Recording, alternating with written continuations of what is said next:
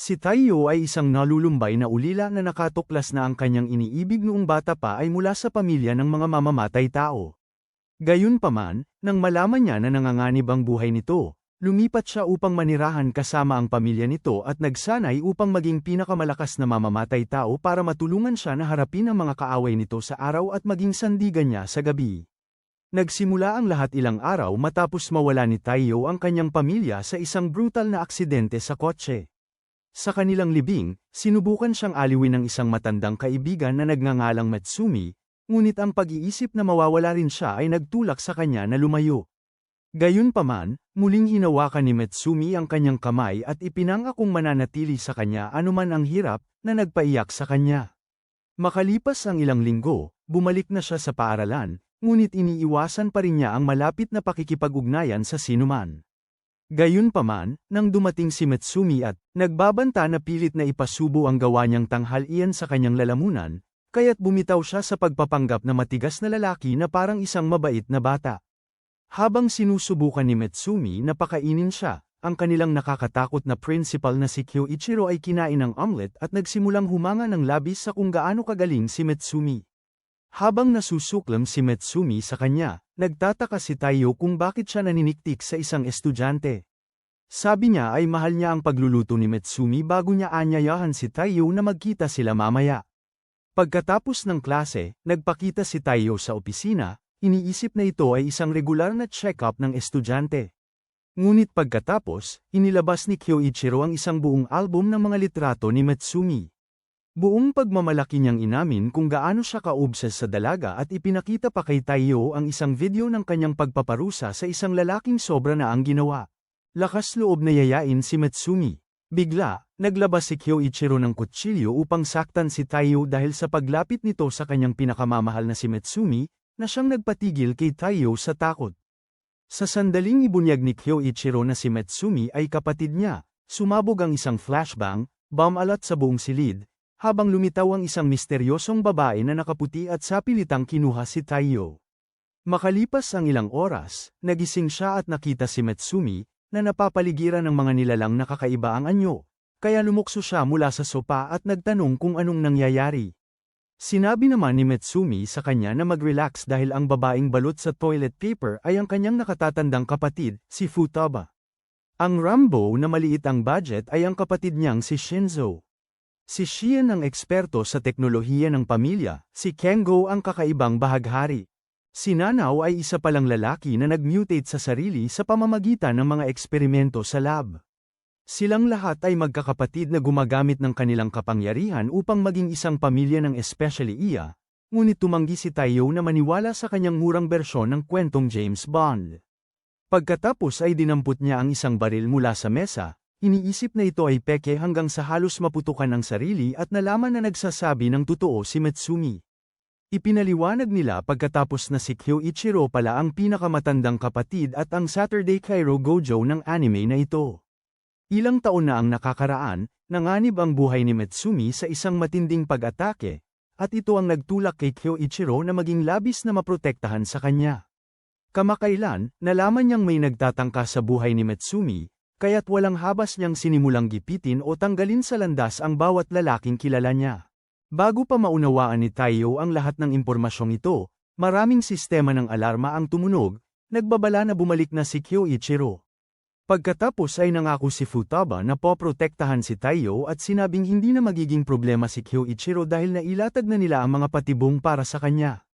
Gayunpaman, alam din niya na hindi titigil si Kyoichiro sa paghabol kay Taiyo, kaya sinabi niya kay Taiyo na pakasalan si Matsumi at sumama sa pamilya dahil mayroon silang panuntunan laban sa pagtatangka sa buhay ng mga miyembro ng pamilya. Tumanggi si Matsumi at sinabing hindi nila basta-basta maipapataw ang isang bagong pamilya sa kanya, ngunit hindi naman ganap na kinasusuklaman ni Taiyo ang ideya. Sa oras na yun, napansin nila na nasa loob na pala ng silid si Kyoichiro sa buong panahong yon, na ikinagulat ng lahat dahil dapat ay naroon pa rin siya. Nahihirapan sa kanilang mga bitag. Sinabi ni Futaba kay Kyoichiro na kalimutan na si Taiyo, ngunit iginiit niya na ang natroma na ulila ay maaari pa ring maging banta kay Matsumi.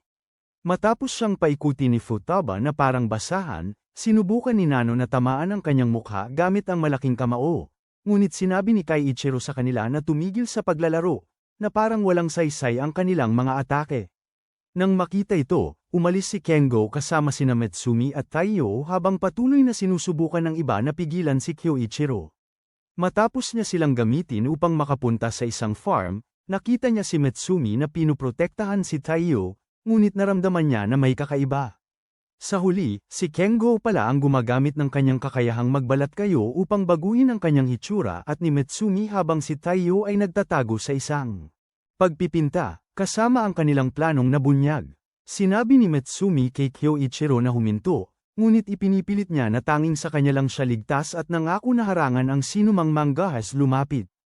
Habang yakap siya, tinanggap ni Metsumi ang pagka-obses nito dahil sa takot sa maaaring gawin nito kay Taiyo.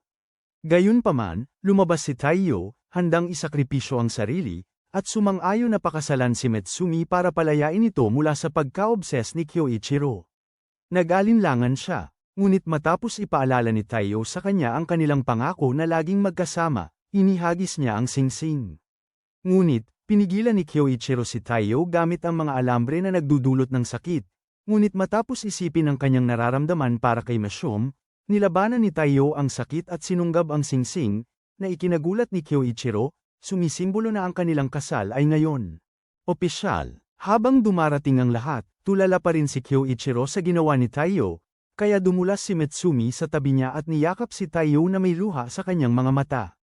Sinabi ni Furuba kay Kyoichiro na tanggapin ang bagong realidad na ito at turuan si Taiyo kung ano talaga ang ibig sabihin ng pagprotekta kay Metsumi. Kinaumagahan, nagising si Taiyo at nakita si Kyoichiro, na naghahanda na saktan siya gamit ang kutsilyo. Nagtaka si Taiyo kung nakalimutan na ba nito ang 5 segundong kasal kahapon, ngunit pagkatapos ay sinabi ni Kyoichiro na tinuturuan lang niya ito upang protektahan si Metsumi. Ilang sandali pagkaraan, pumasok siya at nakita si Kyoichiro na hawak ang kanyang lalaki na parang isang papay. Ngunit bago pa niya mapigilan si Kyoichiro, hinayla niya ito at kasama silang dalawa ay lumundag palabas ng bintana. Bago sumabog ang buong bahay. Pagkatapos, nagpasya siyang isantabi ang galit niya kay Taiyo at sinabing may nagtatangka kay Metsumi, kaya kailangan na nilang umalis. Ilang minuto ang lumipas, sa isang limo, ipinaliwanag niya na si Metsumi pala ang pinuno ng kanilang pamilya, kaya naman siya isang napakataas na target. Sa kanilang pamilya, bawat henerasyon ay puno ng mga nilalang na may kakaibang kapangyarihan tulad niya at ng iba pa nilang magkakapatid. Pero laging may isang tao na walang kapangyarihan na nagiging pinuno ng pamilya dahil sila ang nagpapasa ng mga superhuman genes upang lumikha ng susunod na henerasyon. Ang araling ito sa kasaysayan ay biglang nagpaalab sa galit ni Kyoichiro kay Taiyo dahil hindi niya maintindihan kung ano ang nakikita ni Metsumi sa isang walang kwentang charity case. Gayunpaman, hindi siya may oras para sumigaw dahil may mga asasin ang humahabol sa kanila. Habang pinapaulanan ng bala ang kotse, natarante si Taiyo, ngunit sinabihan siya ni Metsumi na mag-relax dahil ang aso ng pamilya, si Goliath, ay magaling magmaneho. Sa nakita nito, natarante ng husto si Taiyo, ngunit casual na nagpahinga si Kyoichiro mula sa oras ng tsaa at ginamit ang kanyang hindi masisirang sapot upang pigilan ang mga asasin. Dahil doon, ipinaliwanag niya na isang serial bomber ang nagtatarget kay Metsumi, kaya ang unang misyon ni Taiyo bilang pinakabagong miyembro ng pamilya ay protektahan siya sa natitirang bahagi ng araw. Matapos ipaliwanag kung paano gumagana ang bomber, ibinigay ni Kyoichiro kay Taiyo ang kanyang unang block at nangako na papagbayarin siya ng matindi kung may mangyari man. Kay Metsumi, gaya ng inaasahan, ginugol ni Taiyo ang halos buong araw sa paggawa ng kanyang trabaho ng buong husay hanggang tanghalian. Nagpakita ang kanyang mga kaibigan upang makipag-usap, at siya ay talagang tumugon bago niya namalayan na lumabas siya sa kanyang pagkatao. Ang takot sa pakikisalamuha ay masyadong mabilis na damapo sa kanya upang makontrol, kaya siya ay nawalan ng malay at nagising makalipas ang ilang minuto sa opisina ng konseho. Matapos sabihin ni Metsumi na sarado ang infirmary, nakita ni Taiyo ang isang bomba sa kisame bago ito sumabog. Sa kabutihang palad, sapat ang bilis niya upang iligtas ito, ngunit pagkatapos ay sa wakas ay lumino ang lahat. Sinusubaybayan siya ng naglagay ng bomba upang maglagay ng patibong para kay Metsumi, at ang huling bomba ay nasa kanyang jacket. Nang hindi nag-iisip, lumabas si Taiyo upang iligtas siya, ngunit Dumating si Kyoichiro sa huling sandali para iligtas siya. Matapos dumating ang iba pang magkakapatid at umamin na maingat nilang sinusubaybayan si Metsumi sa buong panahong yon, dinala ni Shinzo ang tagapagpasabog, at ginawa ni Kyoichiro ang isang kakaibang pagpapakita ng lakas sa kalooban ng tagapagpasabog.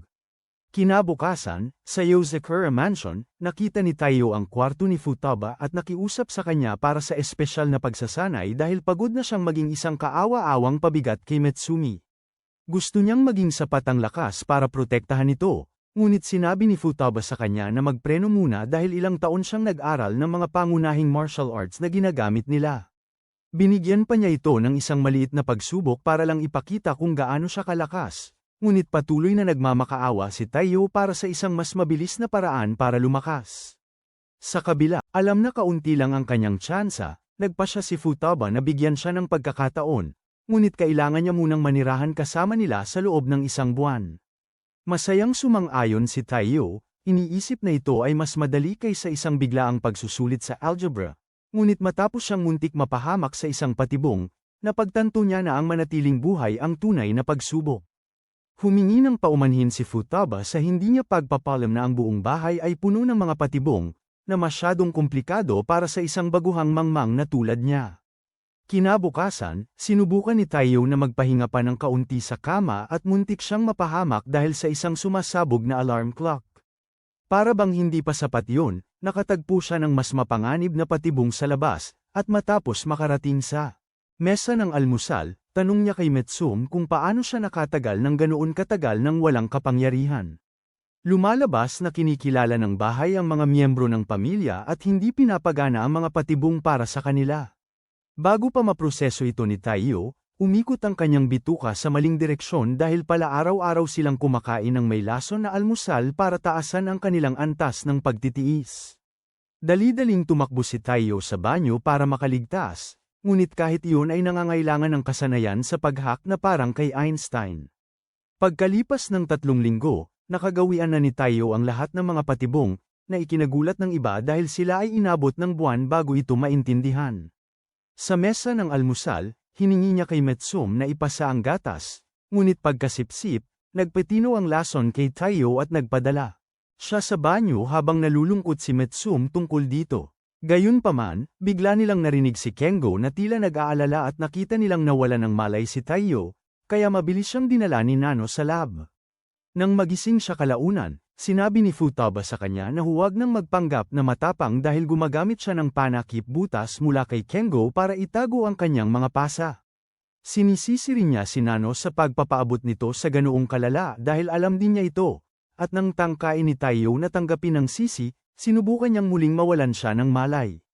Ibinigay naman ni Futaba kay Taiyo ang isang guidebook na ginamit niya para maging ang napakalakas na toilet paper ninja na kinakatakutan nilang lahat. Makalipas ang ilang araw, gumaling siya ng lubusan salamat kay Nano at nagawa rin niyang malutas ang sistema ng seguridad sa banyo. Sakto noon, umiilaw ang kanyang singsing, nagpapakita na tinanggap na siya ng bahay bilang miyembro ng pamilya, kaya pumayag si Futaba na sanayin siya. Makalipas ang ilang araw, habang papunta sila sa klase, may ball ang baseball na inihagis patungo kay Metsumi, pero nasalo ito ni Taiyo nang hindi tumitingin at ibinalik ito ng may malakas na hagis na ikinagulat ng buong koponan ng baseball. Habang nanananghalian, sinabi ni Metsumi kay Taiyo na mag-ingat sa paggamit niya ng kanyang mga kakayahan dahil tinuturing na siya ng lahat na parang tahimik na ninja sa klase. Nang maglaon sa araw na yun, nagpasya siyang tulungan siya sa trabaho at nagtaka kung paano niya nakakayanan ang napakaraming papeles araw-araw. Ipinaliwanag ni Metsumi na ito ang kanyang responsibilidad bilang isang pinuno ng pamilya, ngunit ang iba ay tumutulong din minsan. Sa pag-uusap tungkol dito, napansin niya na hindi nakagawa si Kengo ng kanyang ulat para sa linggong ito, kaya pumunta sila sa kanyang silid at nakita ang isang bundok ng maruming labada na tila radioactive. Nang sumulpot ang kanyang kakaibang ulo mula sa tambak, sinabihan siya ni Metsumi na simulan na ang ulat, ngunit sinabi niya kay Metsumi na ito na lang ang gumawa.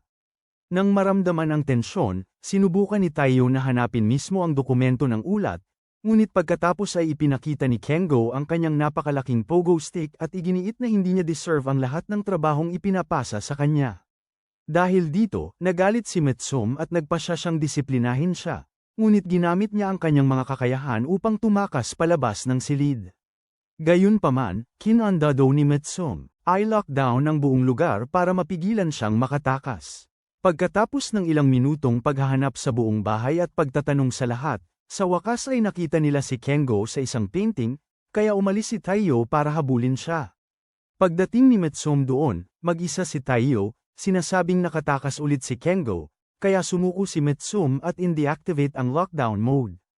Pagkatapos ay iminungkahi niyang bumalik sa kanyang silid para mag-file ng report mag-isa, ngunit pagkapasok pa lang nila, nilagyan niya ng pampigil sa pulso si Taiyo bago sabihin sa kanya na itigil ang palabas.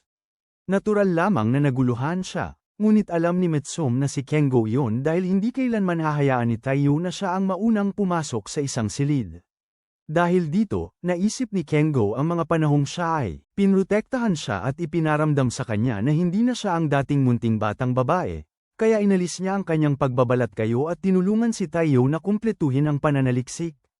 Kalaunan, gumawa si Metsum ng isang espesyal na curry na may lason para kay Taiyo, ngunit habang kumakain siya, tumawag si Shinzo sa kanilang eksklusibong telepono. Sumagot si Taiyo at nawalan ng parehong eardrums habang nagmamakaawa si Shinzo kay Metsum na puntahan siya at iligtas. Lumabas, siya ay nasa isang misyon sa buong panahong ito, ngunit naubusan siya ng bala at ngayon ay nagtatago mula sa mga mapanganib na kriminal. Ilang minuto ang lumipas, pumasok si Taiyo sa iligal na pasilidad upang tumulong, ngunit nabigo ang kanyang tahimik na kasanayan sa ninja sa pinakamasamang oras.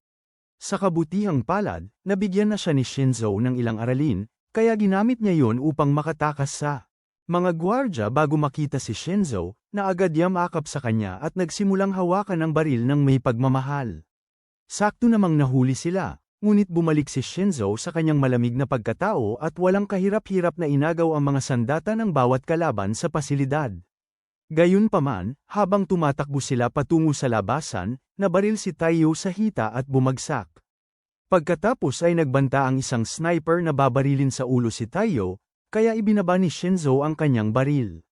Sa sandaling ito, nalaala ni Taiyo nang sabihin ni Metsum sa kanya na kayang gamitin ni Shinzo ang kahit anong bagay bilang sandata, kaya inabot niya sa bag at ibinato ang isang tinidor kay Shinzo.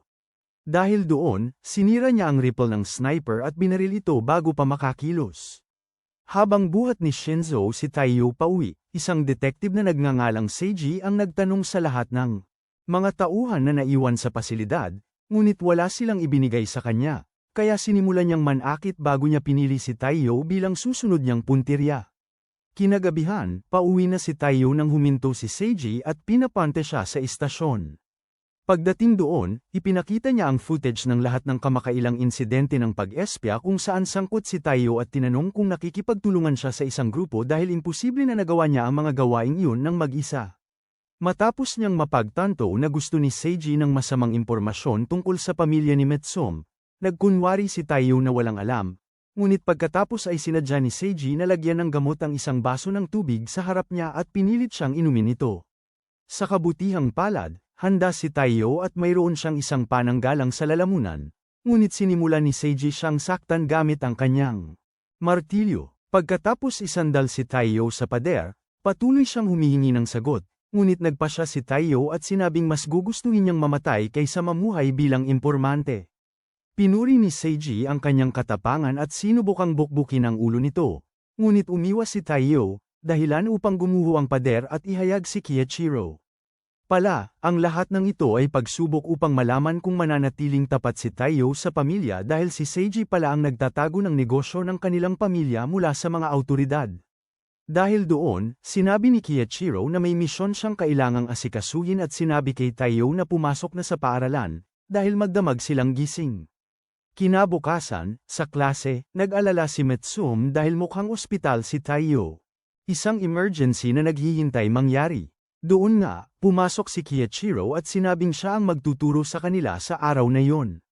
Habang nagsisimula ang klase, inaantok si Taiyo, ngunit nang ipikit niya ang kanyang mga mata, halos tumama sa kanya ang isang piraso ng tisa. Pagkatapos ay narinig niya si Kiichiro na nakikipag-ugnayan sa pamamagitan ng Morse code upang sabihin sa kanya na ito ay isang sesyon ng pagsasanay upang turuan siyang panatilihing aktibo ang bahagi ng kanyang utak habang natutulog. Kung tuluyan siyang makatulog, sisiguraduhin ng tisa na hindi na siya gising. Nang sumali si Metsum sa usapan at sinabihan si Kiichiro na huminto, tinanggap ni Taiyo ang pagsubok upang patunayan na karapat-dapat siya muli sa kanya. Gayunpaman, pinalala pa ito ni Kiichiro sa pamamagitan ng pagpapasabog ng bombang pampatulog na nakapagpatulog. Lahat ay lumabas. Habang ginagamit ni Metsum ang kanyang maskara upang sumigaw kay Kiichiro, nakita niya si Taiyo na natutulog at ginamit ang pagkakataong yun upang umatake, ngunit naharangan ito ni Taiyo gamit ang isang stun gun dahil naperpekto na niya ang half-sleep state. Sa kabila nito, binilisan pa ni Kiichiro ang kanyang mga atake upang palalin ang sitwasyon, at ito ang dahilan kung bakit napaisip si Metsum kung tao pa ba talaga si Taiyo. Makalipas ang ilang araw, bumaling si Taiyo sa mga libro upang humanap ng inspirasyon kung paano pasiglahin ang kanyang relasyon. Gayunpaman, nang dumating si Metsum upang makasama siya, tumawag si Seiji para sa isang misyon na pangunahing prioridad. Kaya't nagpunta si Taiyo sa isang amusement park kung saan nalaman niya na mayroong kadudadadang mag-asawa na may mapanganib na baril. Habang siya ay nagmamasid, napagtanto ni Taiyo na ang tanging siya ang kainahinala dahil ang lahat ay nagsasaya samantalang nakatitig lang siya sa kanila na parang nakakatakot. Sa kabutihang palad, dumating si Metsum at nag-alok na tumulong sa misyon, kaya pumili sila ng tatlong kainahinalang mag-asawa na tututukan. Gayunpaman, ang unang magkasintahan ay dalawang napakasensitibong goth lang. Tungkol naman sa magkasintahan na parang kumakain ng steroid sa almusal, kalmado rin sila. Kalaunan, sinundan ni Taiyo at Metsum ang huling mag-asawang especially iya sa isang restaurant, ngunit pagkatapos mag-propose ng lalaki, umalis si Metsum para kumuha ng inumin. Sa sandaling yun, nakita ni Taiyo ang dalawang ordinaryong magkasintahan na nagtatalo, ngunit bigla silang naglabas ng mga sandata at nagsimulang magpaputok sa isa't isa. Mabilis na si Taiyo, yumuko para protektahan ng isang maliit na bata bago gamitin ang kanyang stun gun para mapigilan ang mga nagwawalang asal. Makalipas ang ilang minuto, silang dalawa ay dinala sa kustodiya, at habang nagpapasalamat si Seiji kay Taiyo sa pagtulong, si Kiichiro ay nagalit dahil hindi man lang niya alam ang tungkol sa misyon. Pagkatapos, sumakay sina Taiyo at Metsum sa Ferris wheel, at nagtipon siya ng sapat na tapang para ibigay sa kanya ang isang bulaklak na nabili niya kanina.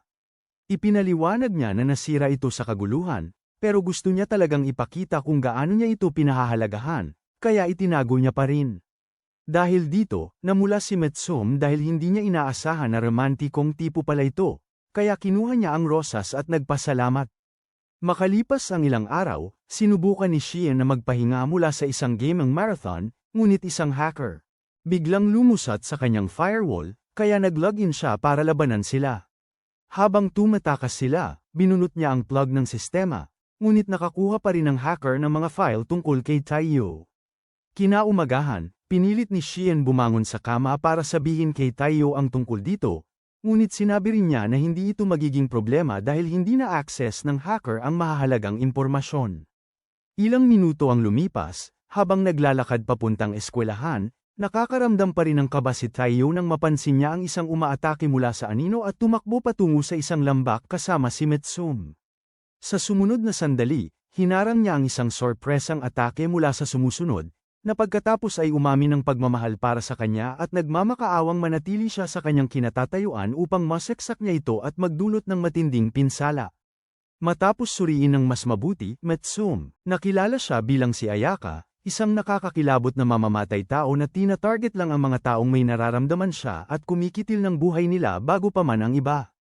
Naguguluhan, tinanong ni Taiyo kung bakit siya magkakagusto sa kanya, kaya ipinaliwanag ni Ayaka na nagsimula ito nang kumalat ang footage mula sa kanyang unang misyon. Noon pa niya ito pinapanood at napansin na siya ay labis na magalang sa bawat misyon. Sa isang iglap, pinabagsak niya ang isa pang mamamatay tao at ipinakita kay Taiyo ang isang patong sa ulo niya. Dahil marami ng ibang mamamatay tao ang naghahanap sa kanya, nagpasya siyang magpakita at saktan siya ng matindi bago pa man ang iba. Gayunpaman, tinanggihan ni Taiyo ang kanyang damdamin at sinabing hindi niya maaaring payagan na kitilin ang kanyang buhay dahil kakakuha lang niya. Kasal kay Metsum. Pagkatapos, ipinahayag ni Ayaka ang pagkadismaya at sinabing si Kyukairo lang ang dahilan kung bakit siya buhay pa. Tila, Tinawagan siya ni Ayaka para humingi ng pahintulot at ibinigay niya ito sa kanya pati na rin ang mga access code na ginamit niya para makakuha ng impormasyon tungkol kay Taiyo. Sa kabila ng lahat ng ito, tumanggi si Taiyo na saktan siya, kaya ipinangako ni Ayaka na babalik siya mamaya. Kinabukasan, sumali si Ayaka sa kanilang klase bilang transfer student at umupo sa tabi ni Taiyo para mas magkalapit sila. Muli, tumanggi siya. Kaya ginugol ni Ayaka ang natitirang bahagi ng linggo sa paggamit ng lahat ng posibleng paraan at nabibigo sa bawat pagkakataon. Isang araw, bigla niyang pinatulog ang lahat sa klase at sinakop ang kanilang mga isip bago gawin. Sila ay dakpin siya. Sakto habang naghahanda siyang sumalakay, hinarang siya ni Metsum at sinabihan siyang ibalik ang lahat sa dati nilang kalagayan. Sa sumunod na sandali, nakita ni Metsum ang dating nabigong mamamatay tao na sinusubukang barilin si Ayaka. Kaya sumugod siya upang protektahan ito. Matapos siyang patumbahin ni Taiyo, tinanong ni Ayaka kung bakit siya iniligtas at sinabi ni Metsum na siya ang unang tunay na nakapansin sa lahat ng kahangahangang katangian ni Taiyo. Dahil dito, tinuring siyang Diyosa ni Ayaka, kaya iniwan niya si Taiyo at kumapit kay Metsum sa nalalabing bahagi ng araw. Kinagabihan, napunta sina Taiyo at Metsum sa kwarto ni Shian dahil kailangan niya ng tulong sa isang laro. Matapos niyang ipaliwanag kung paano niya halos may sugod si Shinzo sa emergency room, nangako si Metsum upang suportahan si Taiyo hanggang sa huli. Dahil doon, nag-login sila sa laro at tinuruan ni Shian si Taiyo kung paano talunin ang mga kalaban bago nila parehong gapiin ang isang pangit na tren na hugis Kyukairo. Habang iniisip ni Taiyo kung bakit mahalaga ang laro, isang news channel ang nag-broadcast ng live na balita tungkol sa isang nagwala na tren na biglang huminto. Ipinaliwanag naman ni Shian na nilulutas niya ang mga problema sa totoong mundo sa pamamagitan ng paggawa ng mga ito bilang laro. Gayunpaman, hindi tulad ng mga walang kwentang bot ng Call of Duty, hindi sila makatugon sa panahon ng laro, kaya ang tagumpay ay literal na usapin ng buhay at kamatayan. Sa sumunod na sandali, nagpakita siya ng footage ng isang gunship na patungo sa isang pambansang planta ng kuryente at sinabing ang susunod na misyon ay pigilan ito. Muli, nag-login sila sa laro at binigyan niya si Taiyo ng isang espesyal na potion na makakabuhay lang sa kanya ng isang beses. Subalit, habang nagsisimula silang maglaro, nalilito si Taiyo, kaya nagsimula siyang gumamit ng mga cheat na ikinagagalit ni Shian. Sa huli ay napigilan niya ang gunship, ngunit pagkatapos ay lumitaw ang isang buong hukbo ng mga military drone upang sirain ang halaman. Pagkatapos ay ginamit ni Taiyo ang potion upang buhayin muli ang gunship, kaya ginamit nila ang firepower nito upang sirain ang mga drone. Subalit, nalulula pa rin sila hanggang sa lumitaw ang isang bagong karakter upang tumulong. Si Ayaka yun, at kahit gusto lang niyang magnakaw pa ng data tungkol kina Metsum at Taiyo, sumali siya sa misyon at tinulungan silang sirain ang lahat ng drone. Pagkatapos ay nakuha ni Taiyo ang kanyang unang pahinga sa loob ng ilang oras, ngunit sabi ni Shian na hindi siya aalis dahil kailangan niya itong turuan kung paano maglaro ng walang paggamit ng cheats tulad ng isang talunan. Makalipas ang ilang araw, sinusubukan ni Taiyo na alisin ang kanyang payat na pangangatawan nang tumawag si Nano upang pag-usapan ang kasalukuyan niyang misyon. Siya ay ipinadala upang neutralisahin ang isang bioweapon, at bagamat madaling neutralisahin ng kanyang katawan ang lason, mawawalan siya ng malay sa loob ng ilang oras sa proseso. Dahil dito, nagbihis si Taiyo at nagtungo sa pasilidad, ngunit pagkapasok, naghinala siya dahil hindi maaaring sanhi ni Nano ang ganito kalaking pinsala. Sa sandaling yun, lumitaw ang dalawang mamamatay tao na nagngangalang Oga at Su, kaya naghanda si Taiyo para sa isang laban, ngunit sila rin ay mga especially iyan ng gobyerno ang ipinadala upang sirain ang bioweapon. Malaki rin ang paghanga ni Oga kay Taiyo, na tila nakapagtayo na ng pangalan sa mundo ng ilalim. Matapos iyon, nagsaanib puwersa sila upang talunin ang mga natitirang gwardya hanggang sa makita nila si Nano. Gayunpaman, bago pa man makatulong si Taiyo, pinigilan nila ito at sinabing kailangan ding mawala si Nano dahil nasa kanyang katawan ang bioweapon. Natural lang na lumaban si Taiyo, ngunit mabilis na lumampas sa kanya si Su at nagpakawala ng ilang sunod-sunod na mapanirang atake na nagpatamba kay Taiyo. Salamat na lang at sa wakas ay nagising si Nano at tiniyak sa kanila na wala na ang lason bago niya ito pinatunayan gamit ang isang poison patch. Kinabukasan, binigyan ni Kiichiro si Taiyo ng matinding parusa dahil sa pagkatumba niya na parang si Prime Sakura hanggang sa dumating si Metsum at pigilan siya. Doon ay inamin ni Taiyo na siya ay kahabag-habag at humingi ng paraan para makabawi, kaya sinabi sa kanya ni Kiichiro na magpakatatag ng higit kay Su. Pagkaraan ng ilang araw, napansin ni Su na palihim siyang sinusundan ni Taiyo, kaya sinabihan niya ang mahina at nakakainis na taong yun na huminto. Pagkatapos ay sinabi ni Taiyo na plano niyang alamin ang lahat tungkol sa kapangyarihan nito, ngunit sinabi ni Su na mangyayari lang yun kung makakasabay siya.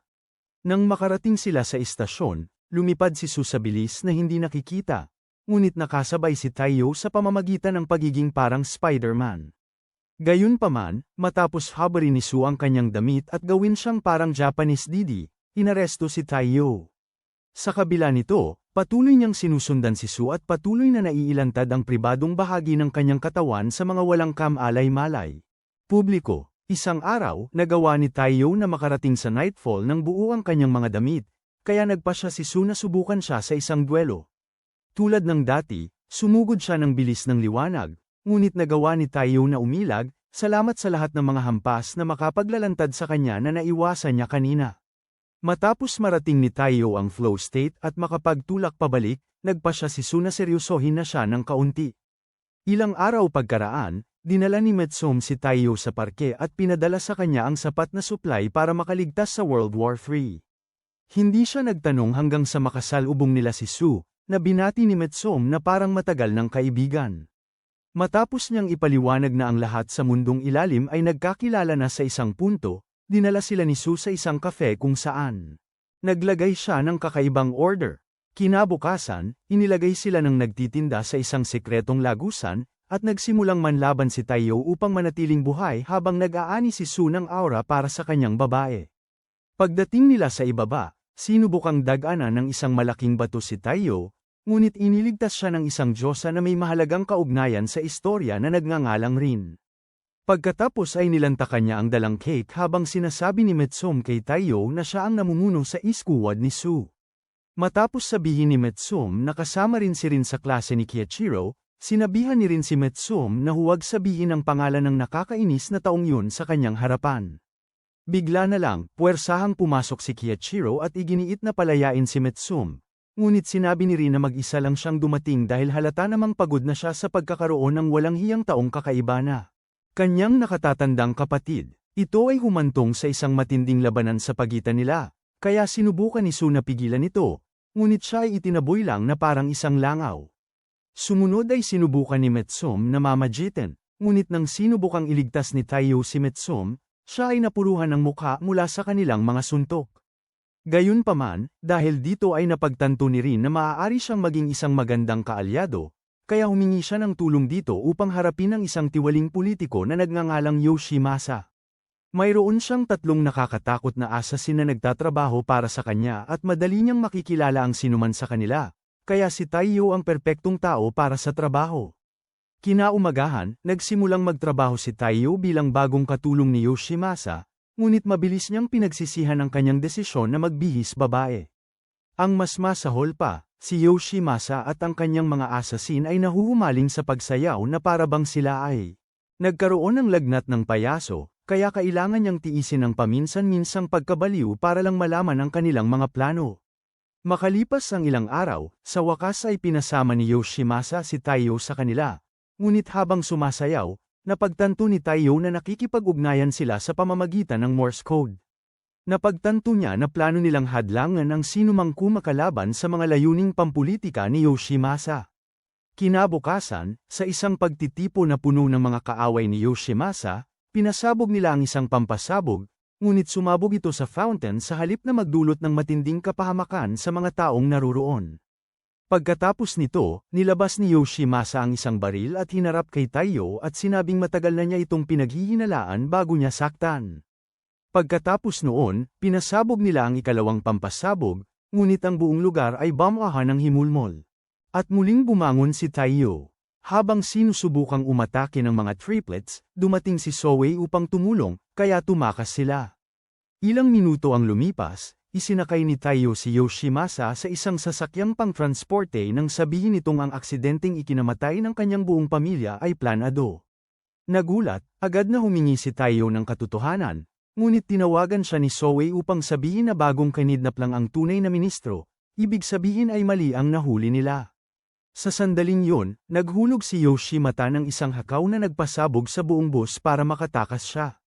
Ilang minuto ang lumipas, nakaligtas si Taiyo sa pagsabog at nalaman mula kay Zoe na si Yoshimata ay isa palang alamat na especially iya na nagpanggap na patay at naglaho ilang taon na ang nakakaraan.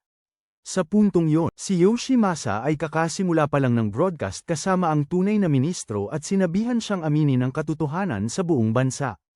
Nang tumanggi ang ministro at sa halip ay pinili ang kamatayan, nagpasya si Yoshimasa na tapusin ito, ngunit pagkatapos ay dumating si Taiyo at pinatay ang kamera upang tapusin ang live stream. Sinabihan naman siya ni Yoshimasa na huwag nang abalahin ang stun gun dahil wala ito sa abot, kaya nagpasya si Taiyo na subukan ang iba. Gayunpaman, matapos siyang sumugod, madali siyang napigilan ni Yoshimasa sa lupa salamat sa mga taon ng pagiging lubos na hinamon. Saka palang dumating ang mga triplet, ngunit dumating din si Zoe at gamit ang nakamamatay na kasanayan, pinababa niya sila ng ilang palapag. Habang lumalaban siya sa mga triplet, nagpasya si Taiyo na gumamit ng lason. Kutsilyo na nakuha niya kay Shinzo, ngunit muling nadaig siya ni Yoshimasa at nasugatan siya nito. Habang nahihirapang manatiling gising si Taiyo, sa wakas ay nagawang talunin ni Zoe ang kambal tatlo. Sa parehong oras, sa wakas ay nakabangon si Taiyo, kaya nagpasya si Yoshimasa na tapusin na ito ng minsan at para sa lahat. Gayunpaman, sa halip na walang isip na sumugod muli, ginamit ni Taiyo ang sobrang bilis ni Zoe pati na rin ang bawat iba pang kasanayan na kanyang pinagkadalubhasaan upang sorpresahin si Yoshimasa. Ito ay ikinagulat ng maalamat na especially iya, na pagkatapos ay nagpasya na sabihin kay Taiyo ang buong katotohanan tungkol sa nangyari sa kanyang pamilya. Habang inilalagay niya ang isang talas sa palad ni Taiyo, isang bala ang tumama sa kanyang leeg, na nagdulot ng matinding pagdurugo hanggang sa mawalan siya ng buhay habang si Taiyo ay laminggalinga sa nagbaril. Mamaya, sinundan ni Taiyo ang mga tagubilin sa tala at nakahanap ng puno kung saan nakalibing ang isang espesyal na kahon. Dahil doon, umuwi siya, kung saan siya sinalubong ni Metsum at ng iba pa at binati. Pagkatapos, nagtaka siya kung magandang ideya ba ang pagbubukas ng kahon, at napansin ito ni Matsumi, kaya nagtanong siya, at sinabi ni Taiyo na ang mga nilalaman nito ay maaaring muling baligtarin ang kanyang buong buhay, at hindi pa siya handa para doon. Hinalikan niya ito at tiniyak sa kanya na mananatili siya sa kanyang tabi anuman ang mangyari. Dahil doon, sinubukan ni Taiyo na magpahinga, ngunit biglang gumulat si Ayaka sa kanya gamit ang kanyang kumikinang na hita, na ikinagulat niya. Matapos ipaliwanag ni Matsumi na siya ay nakuha bilang kanilang katulong, sinabi ni Ayaka na tumaas ang bounty ni Taiyo, kaya gusto niyang siya ang unang kikitil sa buhay nito. Gusto rin niyang tulungan nitong maging isang uri ng tagapagpatupad na hindi madaling mapaglaruan o mababaliktad tulad ng sariwang pancake ng isang tulad ni Yoshimasa sa susunod na makakuha ito ng isang mataas na antas na misyon. Kalaunan, naligo si Taiyo, ngunit biglang dumating si Ayaka para sorpresahin siya. Gayunpaman, aksidente niyang naisagawa ang isang patibong at muntik ng masunog ng grabe. Sa kabutihang palad, na-deactivate ni Taiyo ang patibong, ngunit napunta siya sa isang nakakahiya o hindi angkop na posisyon kasama si Ayaka bago pa man pumasok si Kiichiro. Ang kapatid na wala na sa katinoan ay nag-isip na niloloko niya si Metsum, kaya hinabol nito si Taiyo sa lahat ng dako, nagtatangkang saktan ang kanyang pagkalalaki. Kinabukasan, palabas na si Taiyo ng si Metsum. Pinipigilan siya dahil nakalimutan niya ang telepono niya. Biglang tumawag ang isang nagngangalang Kauro at bigla niyang hinablat ang telepono bago tumakbo palayo. Nakita ito ni Ayaka at sinabi kay Metsum na niloloko siya nito. Nang maglaon, isinama ni Matsumi si Taiyo para lakarin si Goliath at inamin na natutuwa siya dahil matagal na silang hindi nakakapagkasama. Matapos biglang lumaki si Goliath, ipinaliwanag niya na ginawa ito sa pamamagitan ng ilang genetic modification sa mahabang panahon upang pagsilbihan ang kanilang pamilya. Gayunpaman, sumusunod lamang ito sa pinuno ng pamilya, kaya naman siya ang nakatalaga sa paglalakad dito. Pagkasabi niyon, umakyat siya sa likod nito, ngunit ayaw dalhin ni Goliath si Taiyo, kaya siya hawak ang tali na tila nakasalalay dito ang kanyang buhay. Ilang minuto ang lumipas, sa isang parke, sinubukan ng ilang lokal na makipaglaro sa kanya, ngunit napansin niya ang isang bomba na nakakabit sa isa sa kanilang lobo bago pa ito sumabog. Matapos hamupa ang usok, nagulat sila nang makitang sinalag ni Taiyo ang lahat, kaya sinimulan ni Goliath na bakasin ang amoy ng mga partikulo ng bomba habang pinag-aaralan naman ni Metsum ang mga komunikasyon upang matukoy ang salarin. Si Pennywise pala ito mula sa dollar store, at habang ipinagyayabang niya ang kanyang kahangahangang plano na wakasan ang buhay nito, sinugod ni Goliath ang kanyang taguan at pinaglaruan siya. Makalipas ang matagal na panahon, oras na para umuwi, at nagpasya siyang payagan si Taiyo na sumakay sa kanyang likuran sa unang pagkakataon. Gayunpaman, pagbalik nila, isa pang kapahamakan ang naghihintay dahil kumbinsido sina Ayaka at Kiichiro na niloloko ni Taiyo si Mitsumi. Habang kapwa sila nagtatangka laban sa buhay niya, isang dalaga na nagngangalang Mamiji ang sumulpot kasama ang isang matandang lalaki upang maghatid ng isang pakete para kay Taiyo. Ipinaalala niya rito na dapat itong manatiling sekreto, ngunit sinabi ni Mamiji na ito ang pinakamahusay na paraan upang maiwasan ang anumang di pagkakaunawaan. Ipinakita niya pagkatapos ang paboritong espesyalidad ni Kiichiro at sinabing nakipagsapalaran sa kanyang buhay si Taiyo para makuha ang napakabihirang sangkap dahil narinig niyang nagreklamo si Metsum nang maubos ito ilang araw na ang nakalipas. Sa puntong ito, halos sakta ni Kiichiro ang sarili dahil sa pagtatangka niyang kitilin ang buhay ni Taiyo, habang nagmamakaawa naman si Ayaka na patawarin siya. Nang tumangging humingi ng tawad si Kiichiro, ipinadiin ni Metsumi kay Goliath ang bigat nito sa kanya. Kinabukasan, pagkatapos makaraos sa isang matinding sesyon ng pagsasanay kay Futaba, pumasok si Taiyo at nakita si Metsum na may photo album. Pagkatapos tingnan ng mas malapitan, nalaman niya na ito ay larawan mula sa araw na nakuha ni Nanaw ang kanyang lisensya sa pagiging especially iya, ngunit walang ideya si Taiyo kung ano yun. Pagkatapos ay ipinaliwanag nila na kailangan niya ng lisensya sa pagiging especially iya upang opisyal na makilala ng samahan ng mga especially iya. Nakakakuha rin siya ng ilang eksklusibong benepisyo bilang miyembro, kaya na-curious si Taiyo at sinabi niyang gusto niya itong makuha. Noon din ay dumating si Kiichiro at ipinaliwanag kung gaano kahirap ang pagsubok bago magbanta na tuluyan siyang itatakwil kung muli niyang ipapahiya ang pamilya. Kinabukasan, sa lugar ng pagsusulit, madaling sumulong si Taiyo sa unang pagsubok, ngunit habang siya ay nasa sabik para sa susunod na mangyayari, ang iba pang mga asasin ay nagsimulang magplano laban sa kanya. Ilang sandali pagkatapos, sinubukan ng isa sa kanila na umatake, ngunit isang asasin na nagngangalang Sokyu ang pinatumba siya at sinabing ilegal para sa mga kalahok na maglaban o mag-atake sa isa't isa.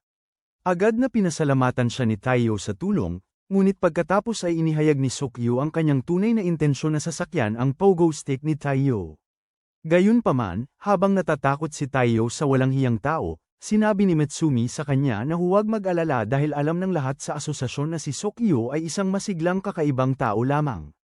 Gayunpaman, pinagbantaan pa rin niya itong saktan sa paraang hindi na ito makakapaglakad kung patuloy nitong guguluhin si Taiyo, kaya lumayo na si Sokyu para sa nalalabinang ang pagsusulit. Kalaunan, halos lahat ay bumagsak o huminto, maliban sa ilang kalalakihan at si Taiyo. Nang marinig nilang nasa isang ordinaryong pasilyo lang ang lisensya, natuwa sila, iniisip na tapos na ang lahat, ngunit habang papalapit sila, nagkabitak-bitak ang sahig. Agad silang tumakbo para makatawid, at isa sa kanila ang tinamaan si Taiyo para pabagalin siya. Sa kabutihang palad, iniligtas ni Sokyu si Taiyo, ngunit ang lukulukong ito ay bumalik upang iligtas si Sokyu at sinabing hindi niya dapat isuko ang kanyang pagkakataon para lang maging mabuting tao. Dahil dito, iniligtas ni Sokyu ang kanilang dalawa at sinabi kay Taiyo na nakapasa na siya dahil ito pala ang huling pagsubok upang malaman kung sino sa kanila ang tunay na karapat-dapat sa lisensya. Tila, si Sokyu ay isang especially iyang may ranggong pilak na nagkukunwari lamang na baguhan upang mabantayan sila ng mabuti. Dahil doon, nakuha ni Taiyo ang kanyang lisensya, ngunit naging mausisa rin siya at tinanong si Sokyu kung totoo nga ang kanyang matinding pagnanais. Sumagot si Sokyu na walang kaplastikan ang kanyang pagmamahal sa kung anong taglay ni Taiyo. Makalipas ang ilang araw, tinawagan ni Seiji si Kiichiro upang babalaan na isang napakadelikadong kriminal ang nakatakas.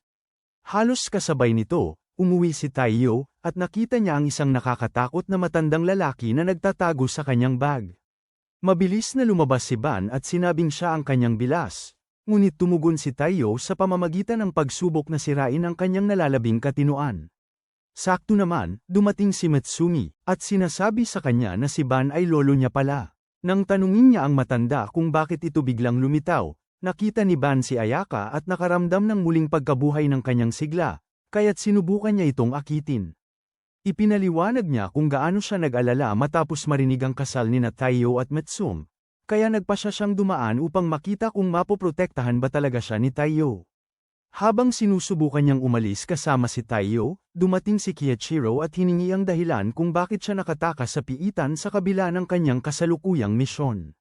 Nagreklamo si Ban na nakakabagot ang pagmamatsyag sa mga kriminal at namimiss niya ang kanyang mga nakasanayang libangan, ngunit alam ni Kiichiro na masamang balita ito, kaya ipinaliwanag niya kung paano laging ibinubunyag ni Ban ang classified intel para lang makakuha ng gusto niya sa mga masasamang tao.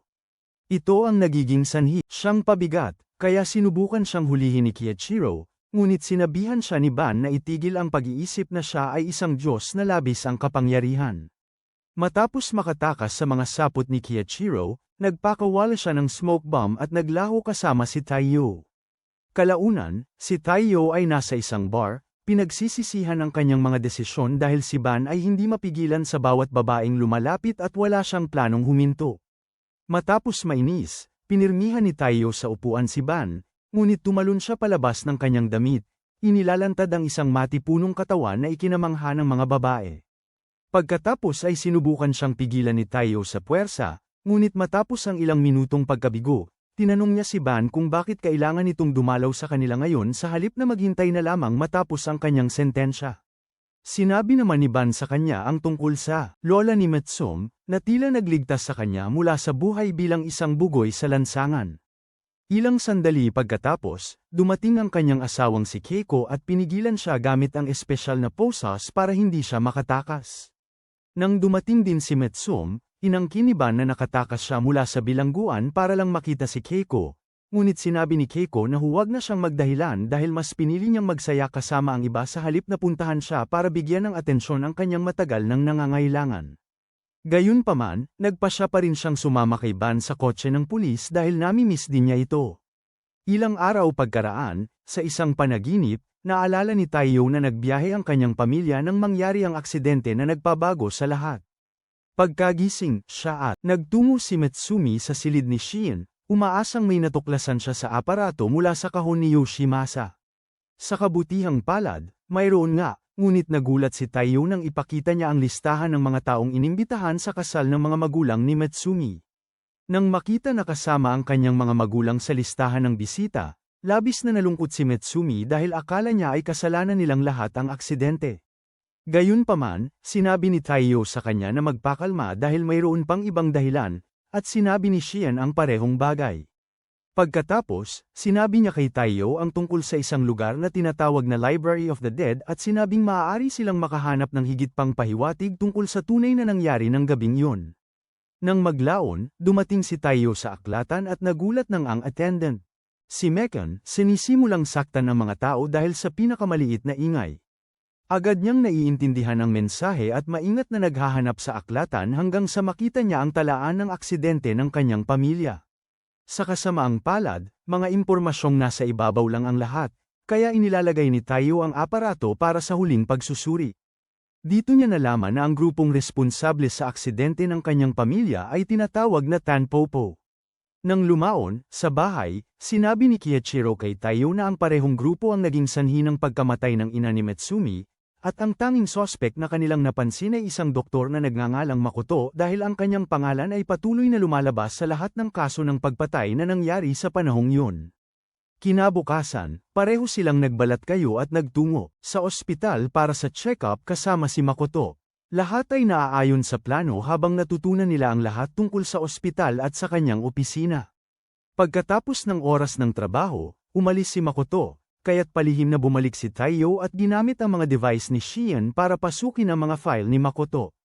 Sa loob, nalaman niya na ang tila kalmadong doktor ay sumusubok na muling likhain ng espesyal na protina na lumilikha ng sobrang lakas na mga especially iya tulad ng mga kapatid ni Mitsumi. Para makamit ito, kailangan niya ang puso ni Mitsumi, ngunit habang binabasa pa ni Taiyo ang plano, bigla siyang inatake ni Makoto.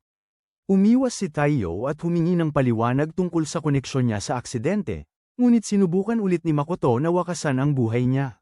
Sa pagkakataong ito, binaril ni Taiyo, ngunit pinahinto ni Makoto ang kuryente gamit ang kanyang mga kamay bago gumamit ng flashbang para makatakas. Nangako si Taiyo na poprotektahan si Metsumi anuman ang mangyari. Kalaunan, sa bahay, tiningnan ni Taiyo ang lahat ng datos na nakuha niya at nakahanap ng maraming reserbasyon na ginawa sa isang kaina-hinalang hotel na tinatawag na Dan Alin. Nang malaman na posibleng konektado ito kay Tampopo, nagpasya siyang tingnan ito. Kinabukasan, palihim siyang nakapasok bilang bagong staff ng hotel at tumawag si Kiichiro para sabihin sa kanya na si Makoto ay nag-book pala ng kwarto sa top suite para sa araw na yon. Pagkatapos sabihin din na ipinadala niya si Shinzo para sa backup, ibinaba ni Kiichiro ang telepono at tinanong ni Futaba kung bakit bigla siyang naging napakatulong kay Taiyo. Kiichiro, ipinaliwanag na ang paggawa nito ay makakatulong kay Taiyo na magkaroon ng kapayapaan sa nangyari sa kanyang pamilya. Ngunit may iba pa ring pinaghihinalaan si Futaba. Samantala, sinubukan ni Taiyo na sumakay ng elevator papunta sa suite, ngunit pinigilan siya ng isa pang manggagawa at sinabing hindi pinapayagan ang mga stagehand na walang kinalaman doon. Ilang minuto ang lumipas, nagsimula siyang umakyat sa gilid ng gusali gamit ang mga espesyal na guantes mula kay Nanao, ngunit sa isang tiyak na taas, napunta siya sa matinding problema. Isang kasintahan ng isang mayamang lalaki ang galit sa kanya dahil hindi nito binili ang bag na gusto niya pagkatapos ng lahat ng kanilang pinagsamahan, kaya nagsimula siyang maghagis ng mga gamit palabas ng kwarto. Matapos niyang ihagis ang isang malaking plorera, nahulog si Taiyo sa pool at nagsimulang mag-isip-isip tungkol sa misyong ito hanggang sa marinig niya ang isang babae na humihingi sa mga manggagawa na dalhin ang kanyang alagang hayop. Lianice sa suite. Sa halos parehong oras, isang lalaking tila may pampalakas na nagngangalang Noman ang nakipagkita kay Makoto sa kanyang suite upang pag-usapan ang negosyo. Sinubukan ni Makoto na alukin siya ng kamiseta, ngunit tumanggi si Noman, kaya naglabas siya ng isang espesyal na tableta at tiniyak kay Noman na wala itong magiging masamang epekto sa pagkakataong ito. Maya-maya, nakita nila ang alagang Lianice mula kanina na nagbabantang bumaril, ngunit alam ni Makoto na si Taiyo yun. Tinanong ni Makoto kung bakit niya pinagsisisihan ang pagpapatawad sa buhay nito noong isang gabi. Ibinaba ni Taiyo ang kanyang pangkukubli, umaasa ng isang normal na usapan, ngunit itinapon ni Noman ang isang buong bintana ng salamin sa kanya at sumalakay bago pa siya makasagot. Dahil dito, sinabihan ni Makoto na gamitin si Taiyo bilang isang test subject para sa tableta. Pagkaalis ni Makoto, ipinaliwanag ni Noman na ang tableta ay isang sintetikong bersyon ng protina sa dugo ni Metsum na nagbibigay ng kapangyarihan sa kanyang mga kapatid. Sa sandaling ininom niya ito, nagbago ang kanyang katawan, nagpakita ng isang bagong anyo na nagpapamukha sa kanya na parang si Hulk na nasa steroid cycle. Habang binubugbog niya si Taiyo, tinawagan ni Makoto ang isang misteryosong lalaki na kalalabas lang sa hotel. Sa puntong yun, malapit nang tuluyang tapusin ni Noman si Taiyo, ngunit biglang itinulak siya pabalik ng malakas ni Shinzo at kinuha ang bawat sandata mula sa kanyang kahangahangang basurahan. Gayunpaman, madali lang bumangon si Noman na parang wala lang sa kanya ang pagtama, kaya inihagis ni Shinzo si Taiyo sa labas na may parachute habang pinakakawala naman niya ang lahat ng kanyang sandata sa isang desperadong pagtatangka upang pagwasak kay Noman. Sa kabila ng lahat ng ito, nakaligtas si Noman at inilantad ang isang malakas na detonator sa kanyang ngipin, bago magbanta na ipahamak ang lahat ng nasa hotel kung hindi titigil si Shinzo. Dahil wala nang ibang pagpipilian, tumigil si Shinzo sa pakikipaglaban sa kanya at hinayaan na saktan siya ng walang kalaban-laban habang ginagawa ni Taiyo ang lahat ng kanyang makakaya upang ilikas ang hotel. Hindi nagtagal ay nabalitaan ni Noman ang isang baliw na nanggugulo sa mga bisita ng hotel, ngunit huli na ang lahat noon dahil umalis na ang lahat ng sibilyan sa gusali. Sa sumunod na sandali, kinuha ni Shinzo ang isang malaking blaster na kanyan at humugat ng enerhiya mula sa kalangitan bago tuluyang alisin ang bawat lakas at kakayahan ni Noman. Sa pagkatalo ni Noman, sinabi ni Shinzo kay Taiyo na maaari na silang sa wakas ay umuwi, ngunit habang sinusubukan ni Taiyo na bumangon, nabunggo niya ang kaina-hinalang lalaki mula kanina. Pagkatapos niyang makabangon at pasalamatan ang lalaki, nagpatuloy si Taiyo patungo kay Shinzo, na lumabas din sa tamang oras upang makita ang katawan ni Taiyo na malakas ang pagdurugo mula sa isang misteryosong pag-atake. Agad siyang nawalan ng malay, kaya iniuwi siya ni Shinzo, kung saan pinatatag siya ni Nano at sinabing tila nagkaroon siya ng maraming sugat sa mahahalagang bahagi ng kanyang katawan. Maya-maya, sinabi ni Shinzo kay Keiichiro na nakita niyang sabay na lumitaw ang mga sugat, na nangangahulugang inatake si Taiyo kanina pa, ngunit naantala ang reaksyon ng kanyang katawan. Sa sandaling yun, tumunog ang sistema ng alarma ng mansyon at sinabi ni Shien sa Musume na napapalibutan na sila ng isang hukbo ng mga mamamatay tao. Sila ay pinamumunuan ng isang lalaking nagngangalang Yama, na tumawag kay Makoto upang ipaalam ang kanilang pag-usad. Dahil doon, ang unang grupo ay sumugod patungo sa pasukan, ngunit inilabas ni Goliath ang pinakamalakas niyang anyo at pinigilan sila. Samantala, isang pangalawang grupo ang nagtangkang pumasok sa mansyon, ngunit inaasahan na sila ni Keiichiro sa pinto.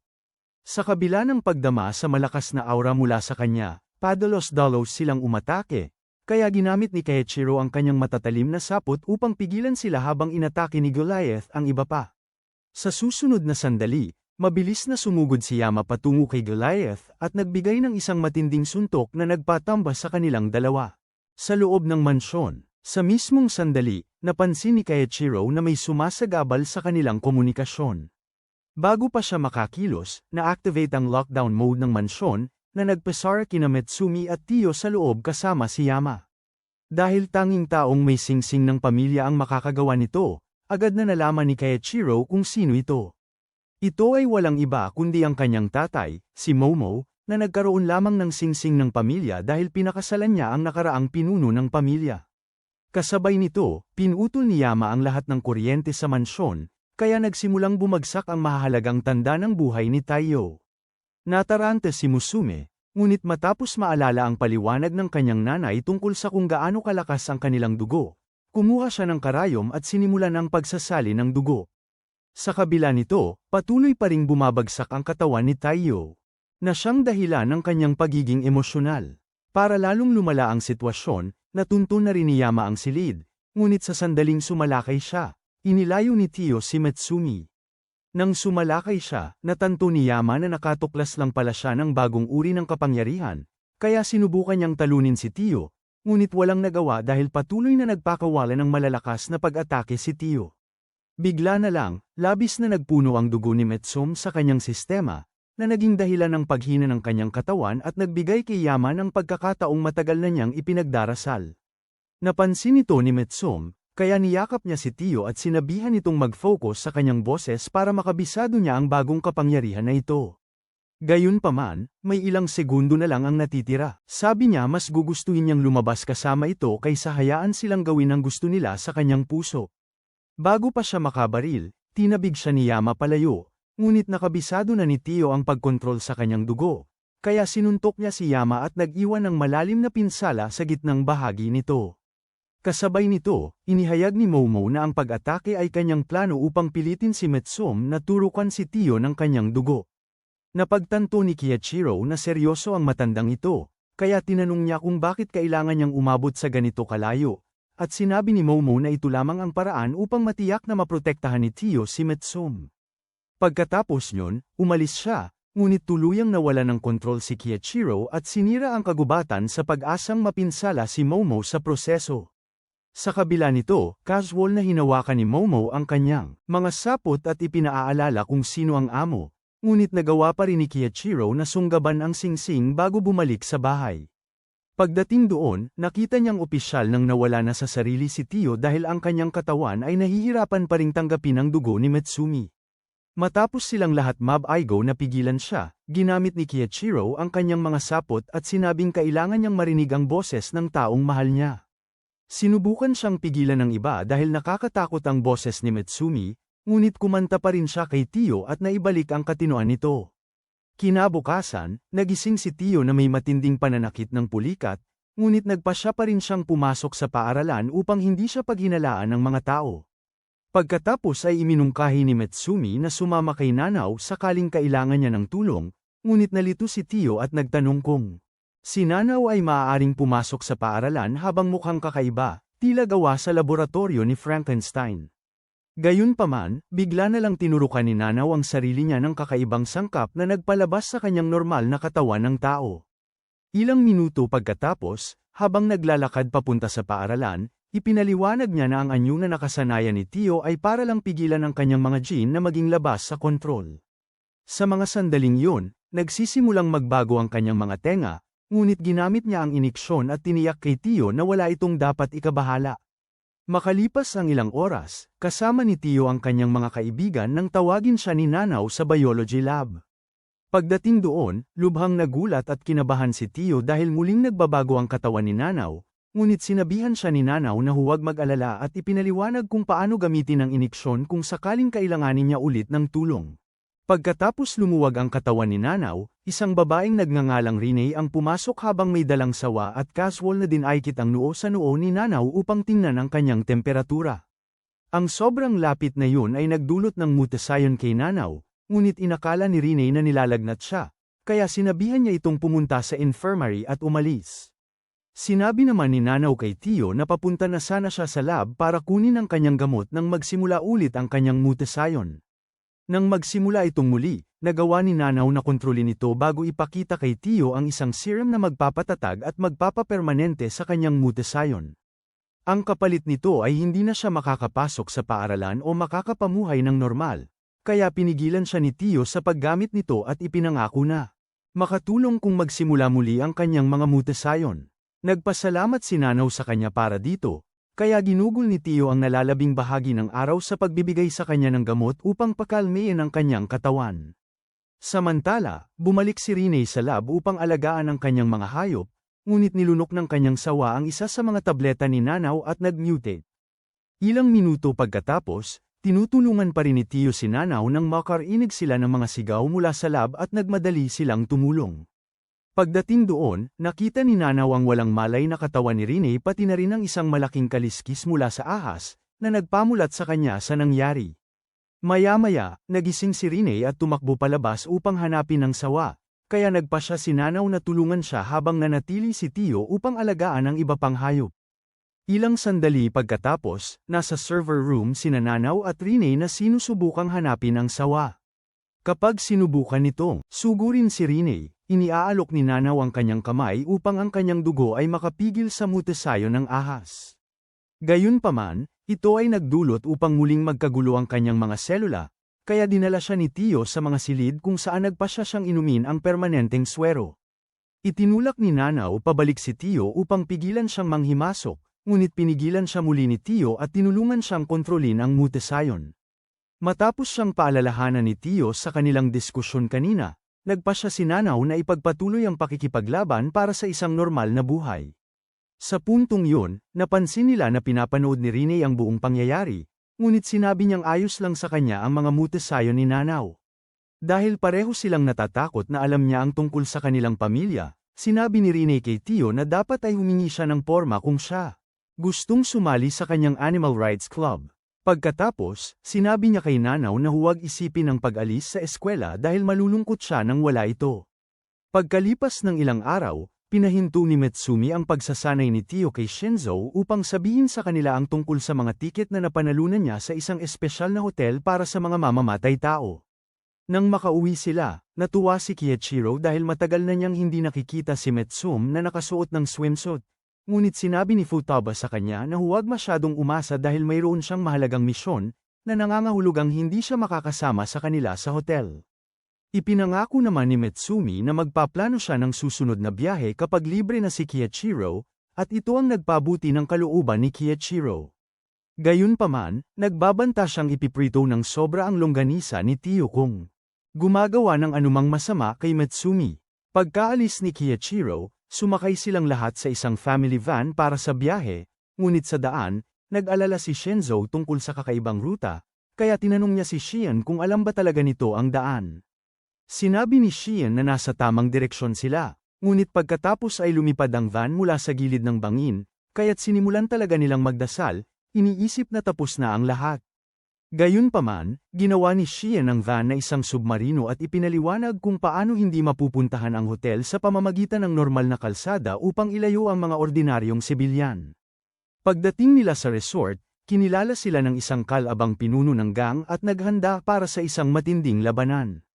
Nakita ito ni Tio at naghanda, ngunit dumating ang hostess. At pinaalalahanan ng magkabilang panig na mahigpit na ipinagbabawal ang pakikipag-away sa resort. Matapos umurong ang kalabang grupo, ipinakilala ni Emma ang sarili kay Tio dahil hindi pa sila nagkikita dati. Pagkatapos ay sinalubong niya ang buong pamilya sa resort at ipinakita sa kanila ang kanilang silid. Habang nag-aayos ang lahat, nahanap ni Futaba si Metsumi at sinabi sa kanya na ipagtapat kay Tio ang nasa isip niya dahil hindi siya kayang kamuhian ito. Kalaunan, bumaba sila para kumain ng hapunan, ngunit ang malaking hambog na nakita nila kanina ay nagsimulang mang-asar kay Futaba dahil sinira nito ang kanyang base sa isang misyon. Nang aksidente niyang natapon ang alak sa dalaga, namayani ang katahimikan sa buong bulwagan dahil kinatatakutan siya bilang ang pinakamabangis sa lahat. Sa asosasyon, ngunit si Futaba ay nagsimulang tumawa ng parang baliw. Habang bumabalot ang kaguluhan sa bulwagan, ibinalik ni Tio si Metsumi sa loob at nagpa siya na gamitin ang paliguan.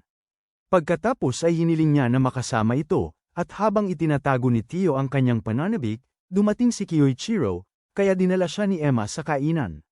Sa oras na yun, kararating lang ni Metsumi upang samahan si Tio sa paliguan, ngunit nagsimula itong umasta ng kakatwa, kaya ipinaalala niya rito na sila ay kasal. Hindi pa rin ito makuha ang mensahe, kaya tumayo siya upang ipakita sa kanya ang kanyang dibdib. Sa kabila ng matinding pagkaantig ng kanyang damdamin, nagtuon si Tio sa kanyang pilat, at ipinaliwanag ni Metsumi na minsang sa pilitan siyang dinala ni Tanpopo at sinubukang pinsalin ang kanyang puso. Iniligtas siya ni Momo mula sa kanila, ngunit bigla niyang iniwan ang pamilya pagkatapos niyon. Matapos ipaliwanag na ang atake sa mansyon ay bahagi ng plano ni Momo upang turukan siya nito ng dugo, humingi ng paumanhin si Metsumi dahil isinama niya ito sa kanyang pamilya ng mga may kakaibang pag-iisip. Pagkatapos ay inilapit siya ni Tio at nangakong tinatanggap niya ang lahat tungkol sa kanyang pamilya. Iminungkahi pa niyang puntahan si Momo, ngunit pagkatapos ay itinulak ni Kyoichiro si Shinzo sa paliguan at ipinaalala kay Tio ang mga banta na ginawa niya kanina. Gayunpaman, habang sinubukan niyang sumalakay, dumating si Futaba kasama ang bawat mamamatay tao sa resort dahil lahat sila ay may sama ng loob laban kay Kyoichiro. Ilang linggo matapos ito, pinasok ni Nasu at Oga ang isa sa mga laboratorio ni Makoto. Umaasang mahuli siya, ngunit sila ang nagtapos bilang biktima habang pinaganya ni Makoto ang isang bomba bago pumunta upang makita ang isang kaina-hinalang babae. Kinabukasan, nag-aalala si Metsumi tungkol sa plano ni Tio na makipagkita sa kanyang ama. Ngunit pagkatapos ay dumating si Ayaka upang ipaalam sa kanya ang kanilang pag-unlad kay Makoto. Bagaman hindi pa nila siya nakikita, nagawa nilang matukoy ang mga ruta ng transportasyon na ginagamit niya upang ilipat ang sintetikong bersyon ng dugo nito. Bilang gantimpala sa lahat ng hirap, pinatulog siya ni Metsumi sa kanyang hita. Samantala, kararating lang ni Momo sa isang tren para sa isang pagpupulong kay Makoto. Ilang bagon lang ang layo, nahihirapan si Tio na panatilihin ang kanyang pagbabalat kayo bilang isang tagapamahala ng tren dahil patuloy ang mga reklamo ng mga tao. Sari-saring bagay. Lahat sila ay patuloy na nagrereklamo na hindi nila malasahan o maamoy ang kanilang pagkain, at may isang pasaway na bata na muntik ng mapahamak. Pagkatapos iligtas ang pasaway na bata, bumalik si Tio sa loob at nakita ang puting buhok na babae mula kanina na muntik ng mahulog. Habang nagmamadali siyang tulungan ito, iniabot ni Yuki ang kanyang baril. Pinasalamatan siya ni Su at nangakong bibigyan siya ng libreng baso ng alak bago sagutin ng isang babae na patuloy na nagrereklamo tungkol sa bintana niya. Nag-aalala siya na baka masuffocate siya kung mananatili itong sarado, ngunit sinabi ni Tio na hindi ito magiging problema dahil ang tren ay tumatakbo sa singaw. Gayunpaman, matapos isipin ang katotohanan na lahat ay nagrereklamo tungkol sa parehong bagay, gumamit siya ng isang espesyal na detector ng lason, na nagbubunyag na ang tren ay nabago. Tanggalin ang lahat ng asterisk at panipi sa output upang makagawa ng hindi nakikitang usok. Ito ang dahilan kung bakit lahat ay nagrereklamo dahil ang usok ay nakakaapekto sa kanilang pandama. Mabilis na tumakbo si Tio sa pangunahing sasakyan at ginamit ang kanyang baril upang buksan ang lahat ng bintana. Pagkatapos, nakita niya si Momo at lumapit upang salubungin siya hawak ang baril. Matapos dumating si Yuki, biglang lumipat si Momo sa likod ni Tio, naiwan siyang lantad sa malalakas na hibla ng buhok ni Yuki. Agad niya siyang mabilis na kinuha habang ipinapaliwanag ni Makoto na siya lang ang nakakamit ng 100% pagiging tugma sa synthesized na dugo ng Yusakura. Ipinaliwanag pa ni Makoto na lahat ng impormasyong natuklasan nila tungkol kay Tanpopo ay sadyang inilabas upang ilabas si Tio dahil kailangan nilang ikumpara ang kanyang kakayahan kay Yuki. Sa sinabing yun, umalis siya kasama si Momo, kaya sinubukan ni Yuki na ipadala si Tio sa kanyang mga magulang, ngunit nakawala siya. Pagkatapos ay sumugod siya at sinubukang iwasan ang kanyang buhok, ngunit madali niya itong pinabagsak bago nagpasyang bigyan siya ng aral sa kasaysayan. 10 taon na ang nakalipas, siya ay malapit ng mamatay mula sa cancer, ngunit iniligtas siya ni Makoto gamit ang gamot sa kondisyong mayroon na lamang siyang 10 taon pa. Napag-alaman na, ang gamot ay tila unti-unting sumisira sa normal na selula ng tao, at siya rin ay nakatakdang mamatay ng may matinding hirap. Dahil dito, nagtaka si Tio, kaya tinanong niya kung bakit niya tinanggap ang kapalaran na ito sa simula pa lang. Matapos ipaalala sa kanya na halos patay na siya ng unang si Makoto. Natagpuan siya, sabi ni Yuki na masaya siyang makakatulong kay Tanpopo na pabagsakin ang pamilya Yusakura bilang kanyang huling misyon. Dahil dito, napagtanto ni Tio kung gaano kalubha ang sitwasyon, kaya ginawa niyang isang labis na makapangyarihang espada ang kanyang baril upang talunin siya. Gamit ang bawat patak ng enerhiya na kaya niyang ipunin, nagawa ni Tio na putulan ang kanyang buhok. Ngunit madali itong ibinalik ni Yuki at gumanti ng sunod-sunod na atake na nagtulak sa kanya pabalik. Habang nagpapatuloy ang kanilang laban, nagsimula siyang kausapin si Tio gamit ang code ni Moore, ngunit ginawa itong napakabilis para sa sinumang walang dugo ng Yusakura. Nalito si Tio at nagtaka kung bakit sinisikap siyang kausapin ng kanyang kalaban at talunin siya ng sabay. Pagkatapos, sinabi ni Yuki sa kanya na hindi naririnig ni Makoto ang kanyang sinasabi. Dahil konektado siya sa pamilyang kumitil sa buhay ng kanyang pamilya. 10 taon na ang nakalipas, nasa huling yugto na ng cancer si Yuki, halos naghahanda ng magpaalam sa buhay. Sa kanyang kaarawan, dumating ang mga magulang ni Tio upang magdiwang kasama niya, na may dalang espesyal na pares ng hakaw, at dumating din si Makoto upang sabihin sa kanila ang tungkol sa bagong clinical trial na maaaring magligtas ng kanyang buhay. Pagkatapos nilang pasalamatan si Makoto at umalis, patuloy silang bumisita sa kanya sa lahat ng paggamot hanggang sa tuluyan siyang gumaling at makauwi. 1 buwan ang nakalipas, bumalik siya sa ospital para sa isang check-up kay Makoto, na dinala naman siya sa isang lihim na laboratorio na puno ng mga tuyong labi. Ang mga ito ay ang lahat ng may sakit na sinubukan ni Makoto ng sintetikong dugo bago sa kanya, at tinanggihan ito ng kanilang mga katawan. Yumuko si Yuki ng paluhod sa takot at tinanong kung dinadala ng mga magulang ni Tio ang mga may sakit sa kanya para gamitin bilang mga laboratory rat, ngunit tiniyak ni Makoto sa kanya na wala silang kinalaman doon. Gayunpaman, isa sila sa mga bakas na kailangan niyang burahin, kaya't naayos na niya ang kanilang pagkawala. Natural lang, nalungkot siya at ayaw nang magkaroon ng kinalaman sa kanya, ngunit dinaya siya ni Makoto sa pamamagitan ng isang hungkag na pangarap na ang kanyang pananaliksik ay makapagliligtas ng milyon-milyong buhay. Balik sa kasalukuyan, ipinakita ni Yuki kay Tio ang hakaw na bigay sa kanya ng kanyang mga magulang at ipinaliwanag kung paano nakabaon doon ang mga tracker. Matapos ipaliwanag kung paano niya ito magagamit para mahanap ang taguan ni Makoto, sinalpok ni Yuki si Tio patagos sa bubong upang maging makatotohanan ang kanilang laban. Gayunpaman, nagwala si Tio sa galit at nagsimulang umatake, buong lakas. Nakita ito ni Makoto at natuwa, ngunit sinabi ni Momo sa kanya na masama ang maaaring kahinatnan nito para kay Tio kung hindi niya kokontrolan ang kanyang kapangyarihan. Pagkatapos ay pinigilan siya ni Yuki at sinabing hindi niya mapoprotektahan si Metsum mula sa parehong sinapit ng kanyang mga magulang kung hindi siya magfo-focus. Naalala ni Tio ang lahat ng kanyang dinanas, kaya't pinigilan niya ang kanyang sarili ng matindi upang mainto ang pagkasira ng kanyang isip. Sa ilalim ng kontrol ang kanyang damdamin, inatake niya muli, at sinubukan ni Yuki na sumangga, ngunit si Tio ang tuluyang nanaig. Habang bumagsak siya sa kanyang bisig, sinabi nito sa kanya na ang nangyari sa kanyang mga magulang ay hindi niya kasalanan. Matapos niya ring sabihin sa kanya na marami silang napag-usapan tungkol sa kanya, naunawaan ni Tio na kailangan niyang huminto. Ang tren. Noon din, sinugod siya ng 2 Hazakura na sina Ai at Mizuki. Gayunpaman, dumating sina Rin at Futaba upang tumulong, at pinahinto ni Futaba ang tren gamit ang kanyang kapangyarihan upang makuha nila si Tio.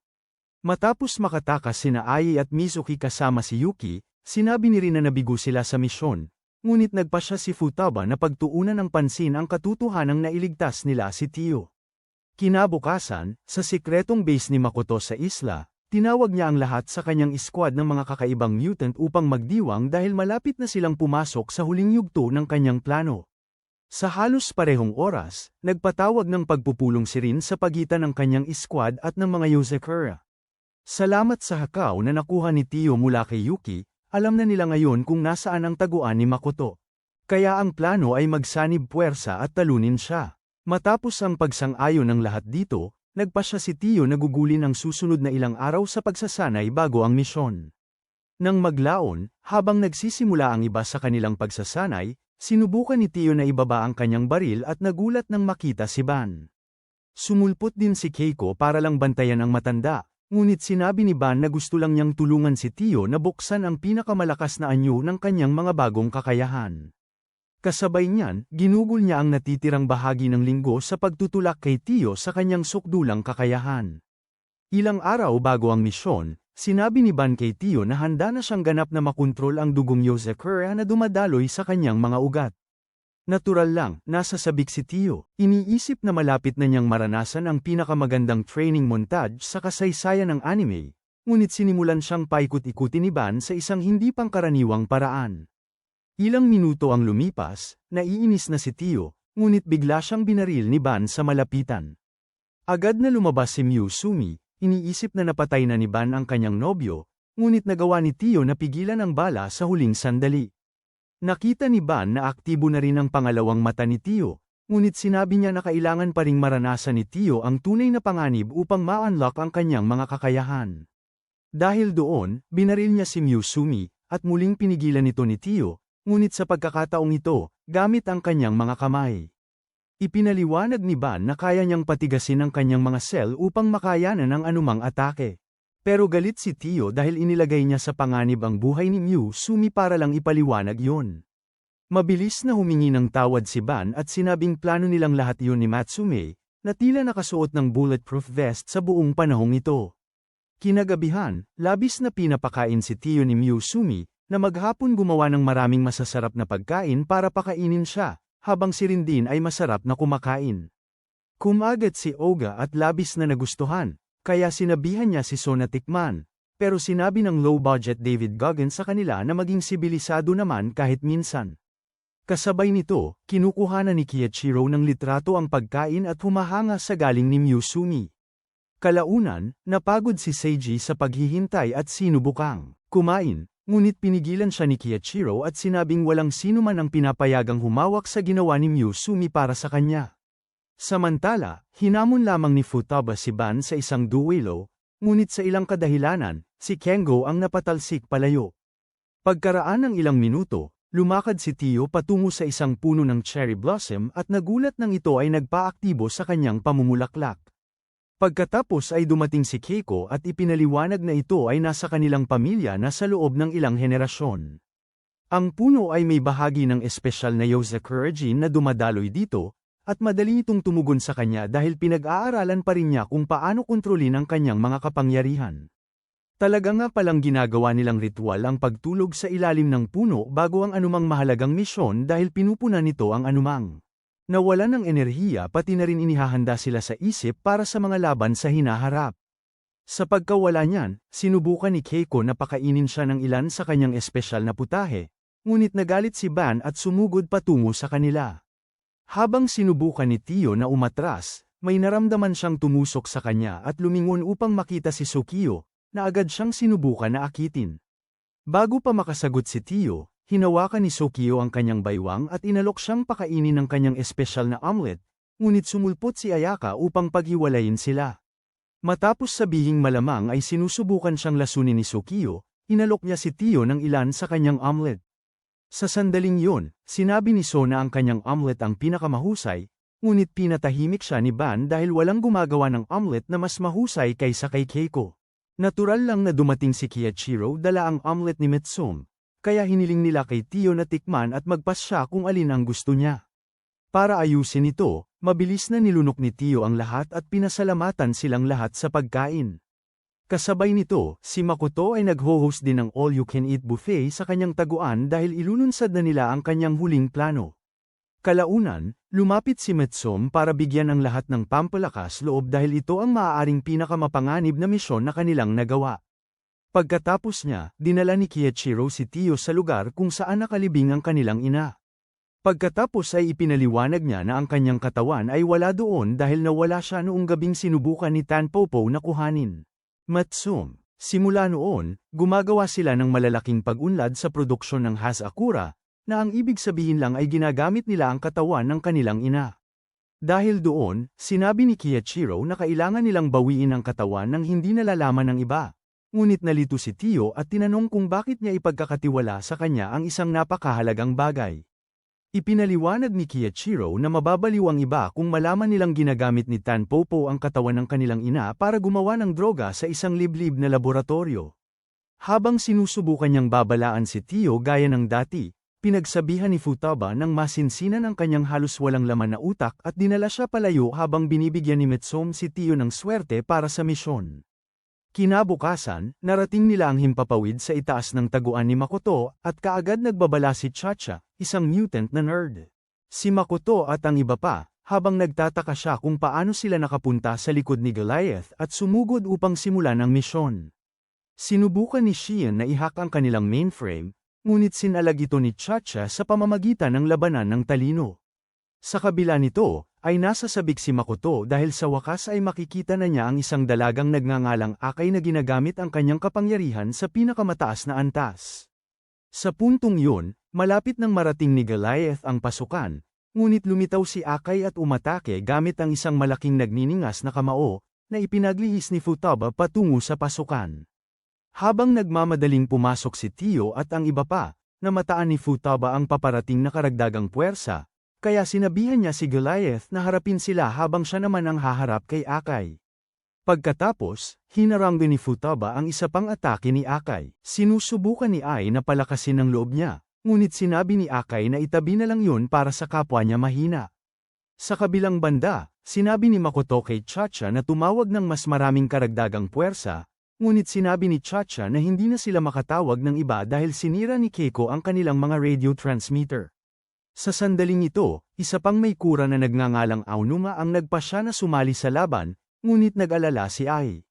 Sa panahong yun, hirap pa rin si Akay na makapaminsala ng matindi kay Futaba, kaya buo niyang inaktibo ang kanyang kapangyarihan at nagpakawala ng isang malakas na pagsabog na halos sumira sa buong kagubatan. Ang napakalaking alon ng init ay nagpapahirap kay Shion na makadetekta ng sinuman, kaya casual na winawagayway ni Futaba ang mga apoy palayo.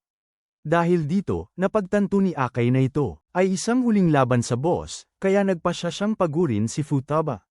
Samantala, nakikipaglaban ang mga lalaki sa maraming tauhan ni Makoto nang dumating ang isang nilalang na may kakaibang kapangyarihan na nagngangalang Kurosawa upang labanan sila. Nagpasya si Shinzo na harapin siya ng mag-isa, at habang agad siyang nagsimulang walang tigil na magpaputok ng kanyang mga bala, sinabi ni Futaba kay Akay na sumuko dahil wala na siyang pag-asang manalo sa labang ito. Nang tumanggi si Akay, buong-buo ng pinaga niya ni Futaba ang kanyang dugo, at naalala ni Akay nang sabihin ni Makoto na imposibleng talunin ng isang Yozakura sa kanilang pinakamakapangyarihang estado. Sa kabila nito, nagpatuloy pa rin siya sa pagpana kay Futaba gamit ang isang nagniningas na pana. Matapos itong walang kahirap-hirap na patayin ni Futaba na parang kandila, sinasabi ni Makoto kay Akay na umalis na dahil sobra na sa kaya ng kanyang katawan ang isa pang pagsabog. Ngunit ayaw makinig ni Akay at nagpakawala ng pinakamalakas na pagsabog na kayang ibigay ng kanyang katawan. Sa kabila nito, nananatiling hindi natitinag si Futaba at nilapitan ang pagitan nila para tapusin ang tunggaliang ito. Nang makita ito, naglabas pa si Akay ng apoy, iniisip na ito na ang katapusan, ngunit pinawi ni Futaba ang kanyang apoy at pinapagpahinga siya sa kanyang balikat bago sabihan si Shion na lock-in. Matapos i-hack ang karamihan sa mga network ng pinagtataguan, natagpuan niya ang mga taong ginagamit sa pagsubok ng gamot, kaya ipinadala niya sina Kengo at Nano para iligtas sila. Napansin ito ni Makoto at ipinadala si Aonuma para pigilan sila, ngunit nang makalapit siya, sapat na upang magamit ang kanyang kapangyarihan, nagpakalat si Kengo ng ilang clone upang abalahin si Aonuma. Pagkatapos ay sinabi ni Makoto kay Kurosawa na patayin ang lahat ng mga test subject dahil hindi niya pwedeng aipalik ang alinman sa kanilang data. Narinig ito ni Ai at sinubukang pigilan si Makoto dahil ilan sa mga test subject ay kaibigan niya. Ngunit mabilis siyang pinaalalahanan ni Mizuki na manatili sa kanyang lugar. Sa sandaling yun, natanggap ni Kurosawa ang utos, kaya inatake niya ang sarili niyang mga tauhan upang mas mabilis na makarating sa mga test subject. Gayunpaman, biglang inilabas ni Shinzo ang kanyang maliit na kaibigan na tumagos sa bakal na baluti ni Kurosawa. Ito ang ikinagulat niya dahil wala pang nakapagbigay sa kanya ng kahit isang gallows, kaya nagpasya siyang si Shinzo ang pangunahing banta. Sa isang iglap, pinaghiwalay sila ng isang pader, at habang sinisimula ni Kurosawa ang kanyang atake, sinabi ni Shion kay Shinzo na bumalik dahil hindi niya kakayanin si Kurosawa. Nang ipilit niyang lumaban, sinuportahan siya ni Ayaka at sinabi kay Shion na magtiwala ng kaunti dahil matagal nang nagsasanay si Shinzo para dito. Noon din, nakalusot si Kurosawa, ngunit nagawa ni Shinzo na harangan siya hanggang sa ikalat nito ang kanyang mga selula sa lahat ng dako at umatake mula sa bawat anggulo. Nagdulot ito kay Shinzo ng ilang malubhang pinsala, ngunit habang humihina ang kanyang katawan, naaalala niya ang panahon na ipinaliwanag ng kanyang ina kung gaano nakakatakot ang pakiramdam ng pag-activate ng kanyang dugo. Binigyan din siya nito ng talumpati tungkol sa tunay na lakas, kaya ginagamit ni Shinzo ang mga alaala na ito upang pumili. Muling tumayo bago ay aktibo ang kanyang dugo. Pagkatapos humingi ng tawad sa kanyang gagawin, inalis ni Shinzo ang isa sa mga braso ni Kurosawa, at nagulat ito na hindi na siya makapag-regenerate. Sinabi ni Shinzo na normal na epekto yun ng pakikipaglaban sa tunay na dugo ng Yozakura, ngunit kakaibang nasabik si Kurosawa para sa higit pa. Habang patuloy silang nagpapalitan ng suntok, napagtanto ni Kurosawa na kaya niyang mag-regenerate sa pamamagitan ng dugo ni Shinzo, ngunit habang sinusubukan niyang makakuha ng direktang tama, inilabas ni Shinzo ang bawat arma sa kanyang arsenal at pinaghiwalay ng malinis ang ulo nito. Tinawagan niya pagkatapos ang iba upang ibahagi ang magandang balita, ngunit isa pang grupo ng mga tauhan ang sumulpot upang tapusin ang sinimula ni Kurosawa. Bigla, nagsimula silang sumabog, at nang sabihin ni Makoto kay Chacha na dapat sana ay naglagay sila ng mga pampasabog sa mga sinubukan, itinanong ni Chacha kung talagang kailangan ng lahat ng pagwasak na ito. Sinabi naman ni Makoto na handa siyang isakripisyo ang lahat basta mapanatili niyang gumagawa ng Hasakura ang ina ni Mitsumi. Noon din, napagtanto ni Shion na pinaplano niyang wasakin ang buong isla ng lubusan sa pamamagitan ng napakaraming Hasakura na nakaimbak ng malalim sa lupa. Agad niyang tinawagan ng iba para sabihin sa kanila na ang pagsabog na ito ay nilalayong ikalat ang Hasakura sa buong mundo at magsimula ng isang matinding panahon ng natural na pagpili kung saan tanging ang mga tugma lamang ang makaliligtas sa kanilang mga pagbabago. Mayroon na lang 30 minuto para pigilan ang pagsabog. Muling sinubukan ni Shion na ihak ang kanilang mga sistema, ngunit pinigilan siya ni Chacha at sinabing palagi siyang umaasa sa supply ng kuryente ng kalaban para atakihin ang mga ito. Matapos patayin ni Aonuma ang huling supply ng kuryente, sinubukan ni Chacha na baligtarin ang sitwasyon kay Shion, ngunit bago pa siya makagawa ng malaking pinsala, ibinaling ni Kengo ang isa sa mga pinagmumulan ng kuryente at ginamit ang kanyang mga clone para iwasan ang mga atake ni Aonuma. Sa gabay ni Shion, ibinalik ni Kengo ang lahat ng pinagmumulan ng kuryente, ngunit nang makarating siya sa pinakahuli, inaktibo ni Aonuma ang kanyang Hasakura para pigilan siya. Sa sumunod na sandali, gumawa si Shion ng blackout, at pagbalik ng mga ilaw, may pangalawang Aonuma, na ikinagulo ni Chacha dahil hindi niya alam kung sino ang tunay. Nagbibigay ito kina Kengo at Shion ng sapat na oras upang lubos na maibunsod ang kanilang kapangyarihan. Pagkatapos ay ipinamuhay muli ni Kengo kay Aonuma ang kanyang masakit na nakaraan hanggang sa tuluyan siyang mawala sa sarili at sumugod. Habang tinatangka ni Aonuma na tapusin siya, ibinalik siya ni Kengo sa panahong nakatira siya sa lansangan kasama ang kanyang lola. Napakalamig sa araw na yon, at wala silang paraan upang makapanatiling mainit. Kaya isinakripisyo ng lola ni Kurosawa ang sarili para manatili siyang buhay. Dahil sa alaalang ito, tuluyang nawala sa sarili si Aonuma, ngunit ginamit ito ni Kengo upang maibalik ang kanyang pagkatao. Habang humihingi siya ng tawad kay Chacha, napagtanto ng kilabot na henyo na pinapanood na pala siya ni Shion sa buong panahong ito. Tinangka niyang sumugod, ngunit sinabihan siya nito na itago ang enerhiyang yun para sa susunod niyang ang buhay at pinasabog siya. Sa puntong yun, kakadating lang ni Kiichiro at Taiyo sa huling palapag, kung saan naghihintay si Makoto para sa kanilang huling labanan sa boss. Agad silang sinimulang galitin ni Makoto, na sinasabing wala silang magagawa para iligtas ang lahat.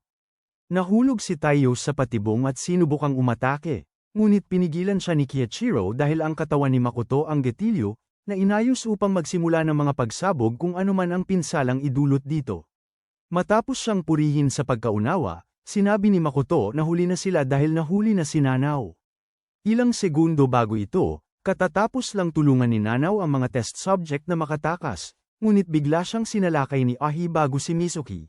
Nagpakawala siya ng nakakalasong gas.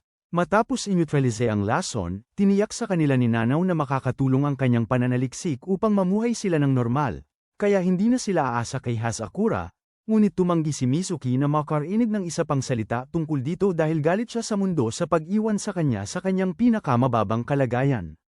Sa sumunod na sandali, muling sumalakay si Ahi, at habang pinupuno ni Mizuki ng lason ang mga selula ni Nanao, nagalit si Taiyo, ngunit wala siyang magawa para tumulong. Sa kabutihang palad, dumating si Nasu at Oga upang tulungan si Nanao, at lumitaw din si Rin upang tulungan si Futaba. Dahil dito ay nakaramdam ng pagkalma si Taiyo, ngunit kailangan pa rin niyang humanap ng paraan para pigilan si Makoto. Samantala, tuluyang nagwala si Ahi at nagpakawala ng sunod-sunod na atake kina Su at Oga, habang sinasabi sa kanila na huwag kunin ang tahanan niya. Patuloy din na nilalason ni Mizuki si Nanao hanggang sa i-activate niya ang kanyang dugo at binaha ang silid ng mga bowl ang kristal na nag-neutralize ng lahat ng lason. Habang ni-neutralize din niya ang lason sa kanyang braso, hiniling ni Oga na tingnan niya si Ahi dahil bigla itong bumagsak at hindi na makagalaw. Sinabi ni Su na nakita na niya ito dati sa mga test subject ng Hazakura bago sila mamatay. Habang hinawakan ni Nanao ang braso niya upang i-neutralize ang epekto ng Hazakura, lumala ang kondisyon ni Ahi. Sinabi ni Mizuki na kailangan nila ng isang taong may katulad na genetic makeup upang iligtas siya. Pagkatapos ay inilipat niya ang ilan sa kanyang mga cell kay Ahi, at nagsimula ito. Gumagana, ngunit napagtanto ni Nanao na isinasakripisyo ni Mizuki ang kanyang sarili. Sa sumunod na sandali, ipinaliwanag ni Mizuki kung paano nila natagpuan si Ahi sa isang abusadong tahanan at pinagbayad ang kanyang ina bago siya isama sa grupo. Palagi niyang alam na si Makoto ay isang uhaw sa dugong baliw na may kakayahang kumitil ng buhay ng sinumang hamarang sa kanya, kaya palagi niyang tinatakot si Ahi upang manatili itong ligtas at buhay. Narinig lahat ito ni Ahi, kaya nagmakaawa siya kay Mizuki na manatili sa kanya, ngunit humingi ito ng tawad sa pagiging takot niya palagi at naglaho na parang bula. Sa sandaling yun, idiniskonekta ni Shion si Makoto mula sa bomba, kaya umatake si Taiyo, ngunit itinuring niya itong parang meryenda. Habang sinusubukan niyang pasabugin ang bomba gamit ang kanyang telepono, pinutol ni Kiichiro ang kanyang katawan. Sa maliliit na piraso at sinabi kay Taiyo na manatiling mapagbantay dahil kayang buuing muli ni Makoto ang kanyang buong katawan. Ipinaliwanag pa niya kung paano nakahanap si Shion ng impormasyon na nagpatunay na buhay si Makoto sa loob ng mahigit isang siglo. Sumang-ayon si Makoto dito at sinabing nagsimula siyang magsiyasat tungkol sa kanilang pamilya pagkatapos ng ikalawang digmaang pandaigdig. Pagkatapos ay sinabi niya sa kanila na sumuko na dahil wala na silang magagawa sa puntong ito. Dahil doon, ibinaba ni Makoto ang isang daliri, pagkatapos ay nagbagong anyo upang maging isang buhay na kombinasyon ng bawat mutasayon na nagawa niya. Pagkatapos ay tumakbo siya papasok sa silid upang mano-manong pasabugin ang bomba, ngunit inihagis ni Kiichiro si Taiyo ng lampas sa halimaw upang mapigilan niya si Makoto. Pagkatapos ay sinabi ni Shion kay Taiyo na siya lang, kailangang ilayo si Makoto sa bomb switch hanggang sa i-deactivate niya ang mekanismo ng pagsabog. Mabilis siyang napigilan ni Taiyo, iniisip na magiging madali lang ito, ngunit biglang sinaksak ni Makoto si Taiyo at pinuno siya ng lason. Gamit ang kapangyarihang ninakaw niya mula sa katawan ng ina ni Musume, binuahan ni Makoto ang isip ni Taiyo ng mga imahe ng nakaraan nito at idiniin siya sa pader habang nag-iiniksyon ng mas maraming lason. Gayunpaman, pinilit ni Taiyo na lumaban sa kabila ng sakit, ngunit kahit tinanggalan niya ng mga hita at braso si Makoto, magaan lang siyang nag-regenerate na parang wala lang. Pagkatapos ay inaaktiba niya ang nakal-alasong selula na itinanim niya sa katawan ni Taiyo kanina, at iyon ang gumana. Nagsisimulang bumigay ang katawan ni Taiyo mula sa lason, sobrang karga, dahilan upang siya'y manghina at hindi makalaban. Gayunpaman, sa halip na tapusin siya, nagpatuloy si Makoto sa pagbigkas ng kanyang matinding talumpati ng kontrabida upang bigyang katwiran ang kanyang plano na wakasan ang buong sangkatauhan. Habang siya'y patuloy na nagsasalita, naramdaman ni Musume ang pagbaba ng tibok ng puso ni Taiyo sa pamamagitan ng kanyang singsing, kaya't inilipat niya ang bahagi ng kanyang enerhiya rito. Ilang minuto ang lumipas, natapos na rin si Makoto sa kaya't binagsak niya si Taiyo sa lupa. Gayunpaman, bumangon si Taiyo at nagpakawala ng malakas na alon ng kuryente na damaloy sa mga braso ni Makoto at nagliyab sa mga tangke ng Hazakura. Tinawagan ni Taiyo si Shion upang ihatid ang magandang balita, ngunit muling inatake siya ni Makoto at inihayag kung paano niya ginawa ang kanyang sarili na maging isang tangke ng Hazakura. Ngayon, kailangan lang niyang pasabugin ang sarili para magtagumpay, pero dumating sina Kiyoshiro at ang iba pa para tulungan si Taiyo na pigilan siya. Sinimulan ni Kango sa pagpapasok ng kanyang mga clone sa katawan ni Makoto, habang nilalaso naman siya ni Nano para bumagal ang kanyang mga reaksyon. Sa kabila ng lahat ng ito, nang pagsamahin ni Futaba at Kiyoshiro ang kanilang mga atake, halos hindi man lang kumurap si Makoto. Ngunit naintindihan ni Taiyo kung bakit, kaya binigyan niya si Kiyoshiro ng senadoryas. Pagkatapos ay sinabi ni Kiyoshiro sa lahat na pamwesto para sa isang bagong atake, na si Taiyo ang pangunahing sandata. Natawa si Makoto at tinawag siyang tanga dahil ibinigay niya sa pinakamahinang tao ang pinakamahalagang misyon. Sa sumunod na sandali, inilunsad ni Futaba si Taiyo, at agad namang gumawa si Kengo ng ilang clone upang lituhin si Makoto. Habang nagpapakawala si Futaba ng malakas na atake gamit ang mga bato bilang bala, paalala ni Makoto sa kanila na hindi siya apektado ng mga ataking ito, ngunit sinabi sa kanila ni Kiyoshiro na magpatuloy sa pakikipaglaban dahil si Taiyo ay isa pala sa mga balang yun, at isinugo lang nila siya sa isang lihim na palapag sa ibaba ni Makoto, kung saan niya pinaglalagyan ang ina ni Metsumi. Nang makarating doon, nakita ni Taiyo ang kapsula na ginamit niya upang paglagyan ng katawan, kasama ang maraming sinulid na nakakonekta rito. Sa sandaling hawakan niya ang isa, sinabi sa kanya ni Makoto na huwag man lang itong isipin dahil ang pagputol ng isa lamang ay magti-trigger ng pagsabog na sapat ang lakas upang sirain siya ng lubusan. Sa kabila nito, pinasabog ni Taiyo ang bomba, at ngumiti si Kiyoshiro dahil ang kay Taiyo. Ang kanyang kakayahang tumigas ay ginagawa siyang perpektong tao para sa trabaho.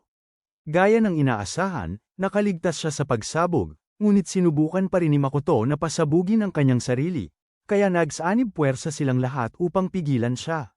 Matapos bumalik si Taiyo sa ibabaw at patulugin si Makoto, inasikaso ng iba ang Hazakura, habang pinasalamatan ni Taiyo si Metsumi sa pagligtas sa kanyang buhay. Sa wakas ay bumantong hininga siya ng ginhawa, alam na natapos nila ang misyon ng walang mahalaga. Nang matapos na ang tunay na panganib, dinala ni Taiyo si Kiyoshiro pababa sa pinaglalagyan niya ng labi ng kanilang ina. Samantala, nakita ni Ban si Momo na sinusubukang umalis dala ang puso ng kanyang anak, kaya hiniling niya itong ibalik, ngunit tumanggi si Momo. Pagkatapos ay binaril siya ni Ban, at matapos masugatan, sinabi ni Momo na hindi niya ito malilimutan. At umalis. Maya-maya, dinakip si Makoto, habang ang mga test subject na nakaligtas ay binibigyan ng masusing pangangalaga upang matiyak na malusog silang lahat. Kinagabihan, tinapos ni Metsum ang kanyang ulat sa misyon, kaya nagpasya siyang maglakad-lakad at nakita si Taiyo na inaalagaan ang puntod ng kanyang ina. Matapos siyang samahan, nangako siyang tutulong alamin kung ano ang nangyari sa kanyang ama, at ito ang nagpaiyak kay Metsumi. Ilang linggo ang lumipas, nagising si Taiyo at nagulat na makita si Metsum na nakasuot ng wedding dress. Matapos din siyang suutan ni Kengo ng suit, nalaman niyang naghanda sila ng isang wastong seremonya ng kasal para sa kanilang dalawa. Makalipas ang ilang minuto, dumating sila sa reception, na puno ng lahat ng kanilang malalapit na kaibigan at kasamahan. Matapos ang lahat ng karaniwang pagpapakitang gilas, isang espesyal na video ang ipinalabas para sa magkasintahan, at naantig si Metsum dahil mensahe yun na ni-record ng kanyang ina para sa espesyal na okasyong ito. Ginawa rin niya ito para sabihin sa maswerteng lalaki na ingatan ang kanyang anak na babae, kaya nangako si Taiyo na gagawin yun. Habang si Momo ay tumatakas pa rin kasama ang puso, ligtas ba talaga ang bagong buhay ni Taiyo kasama si Metsum, O kailangan ba niyang harapin ang sarili niyang biyenan? Mag-comment para sa susunod na bahagi upang malaman, at dahil narating mo na ito, mag-iwan ng komento tungkol sa paborito mong kapatid na Yokozuna, at huwag kalimutang i-on ang mga notification ng post para siguradong hindi mo mapalampas ang mga recap na tulad nito.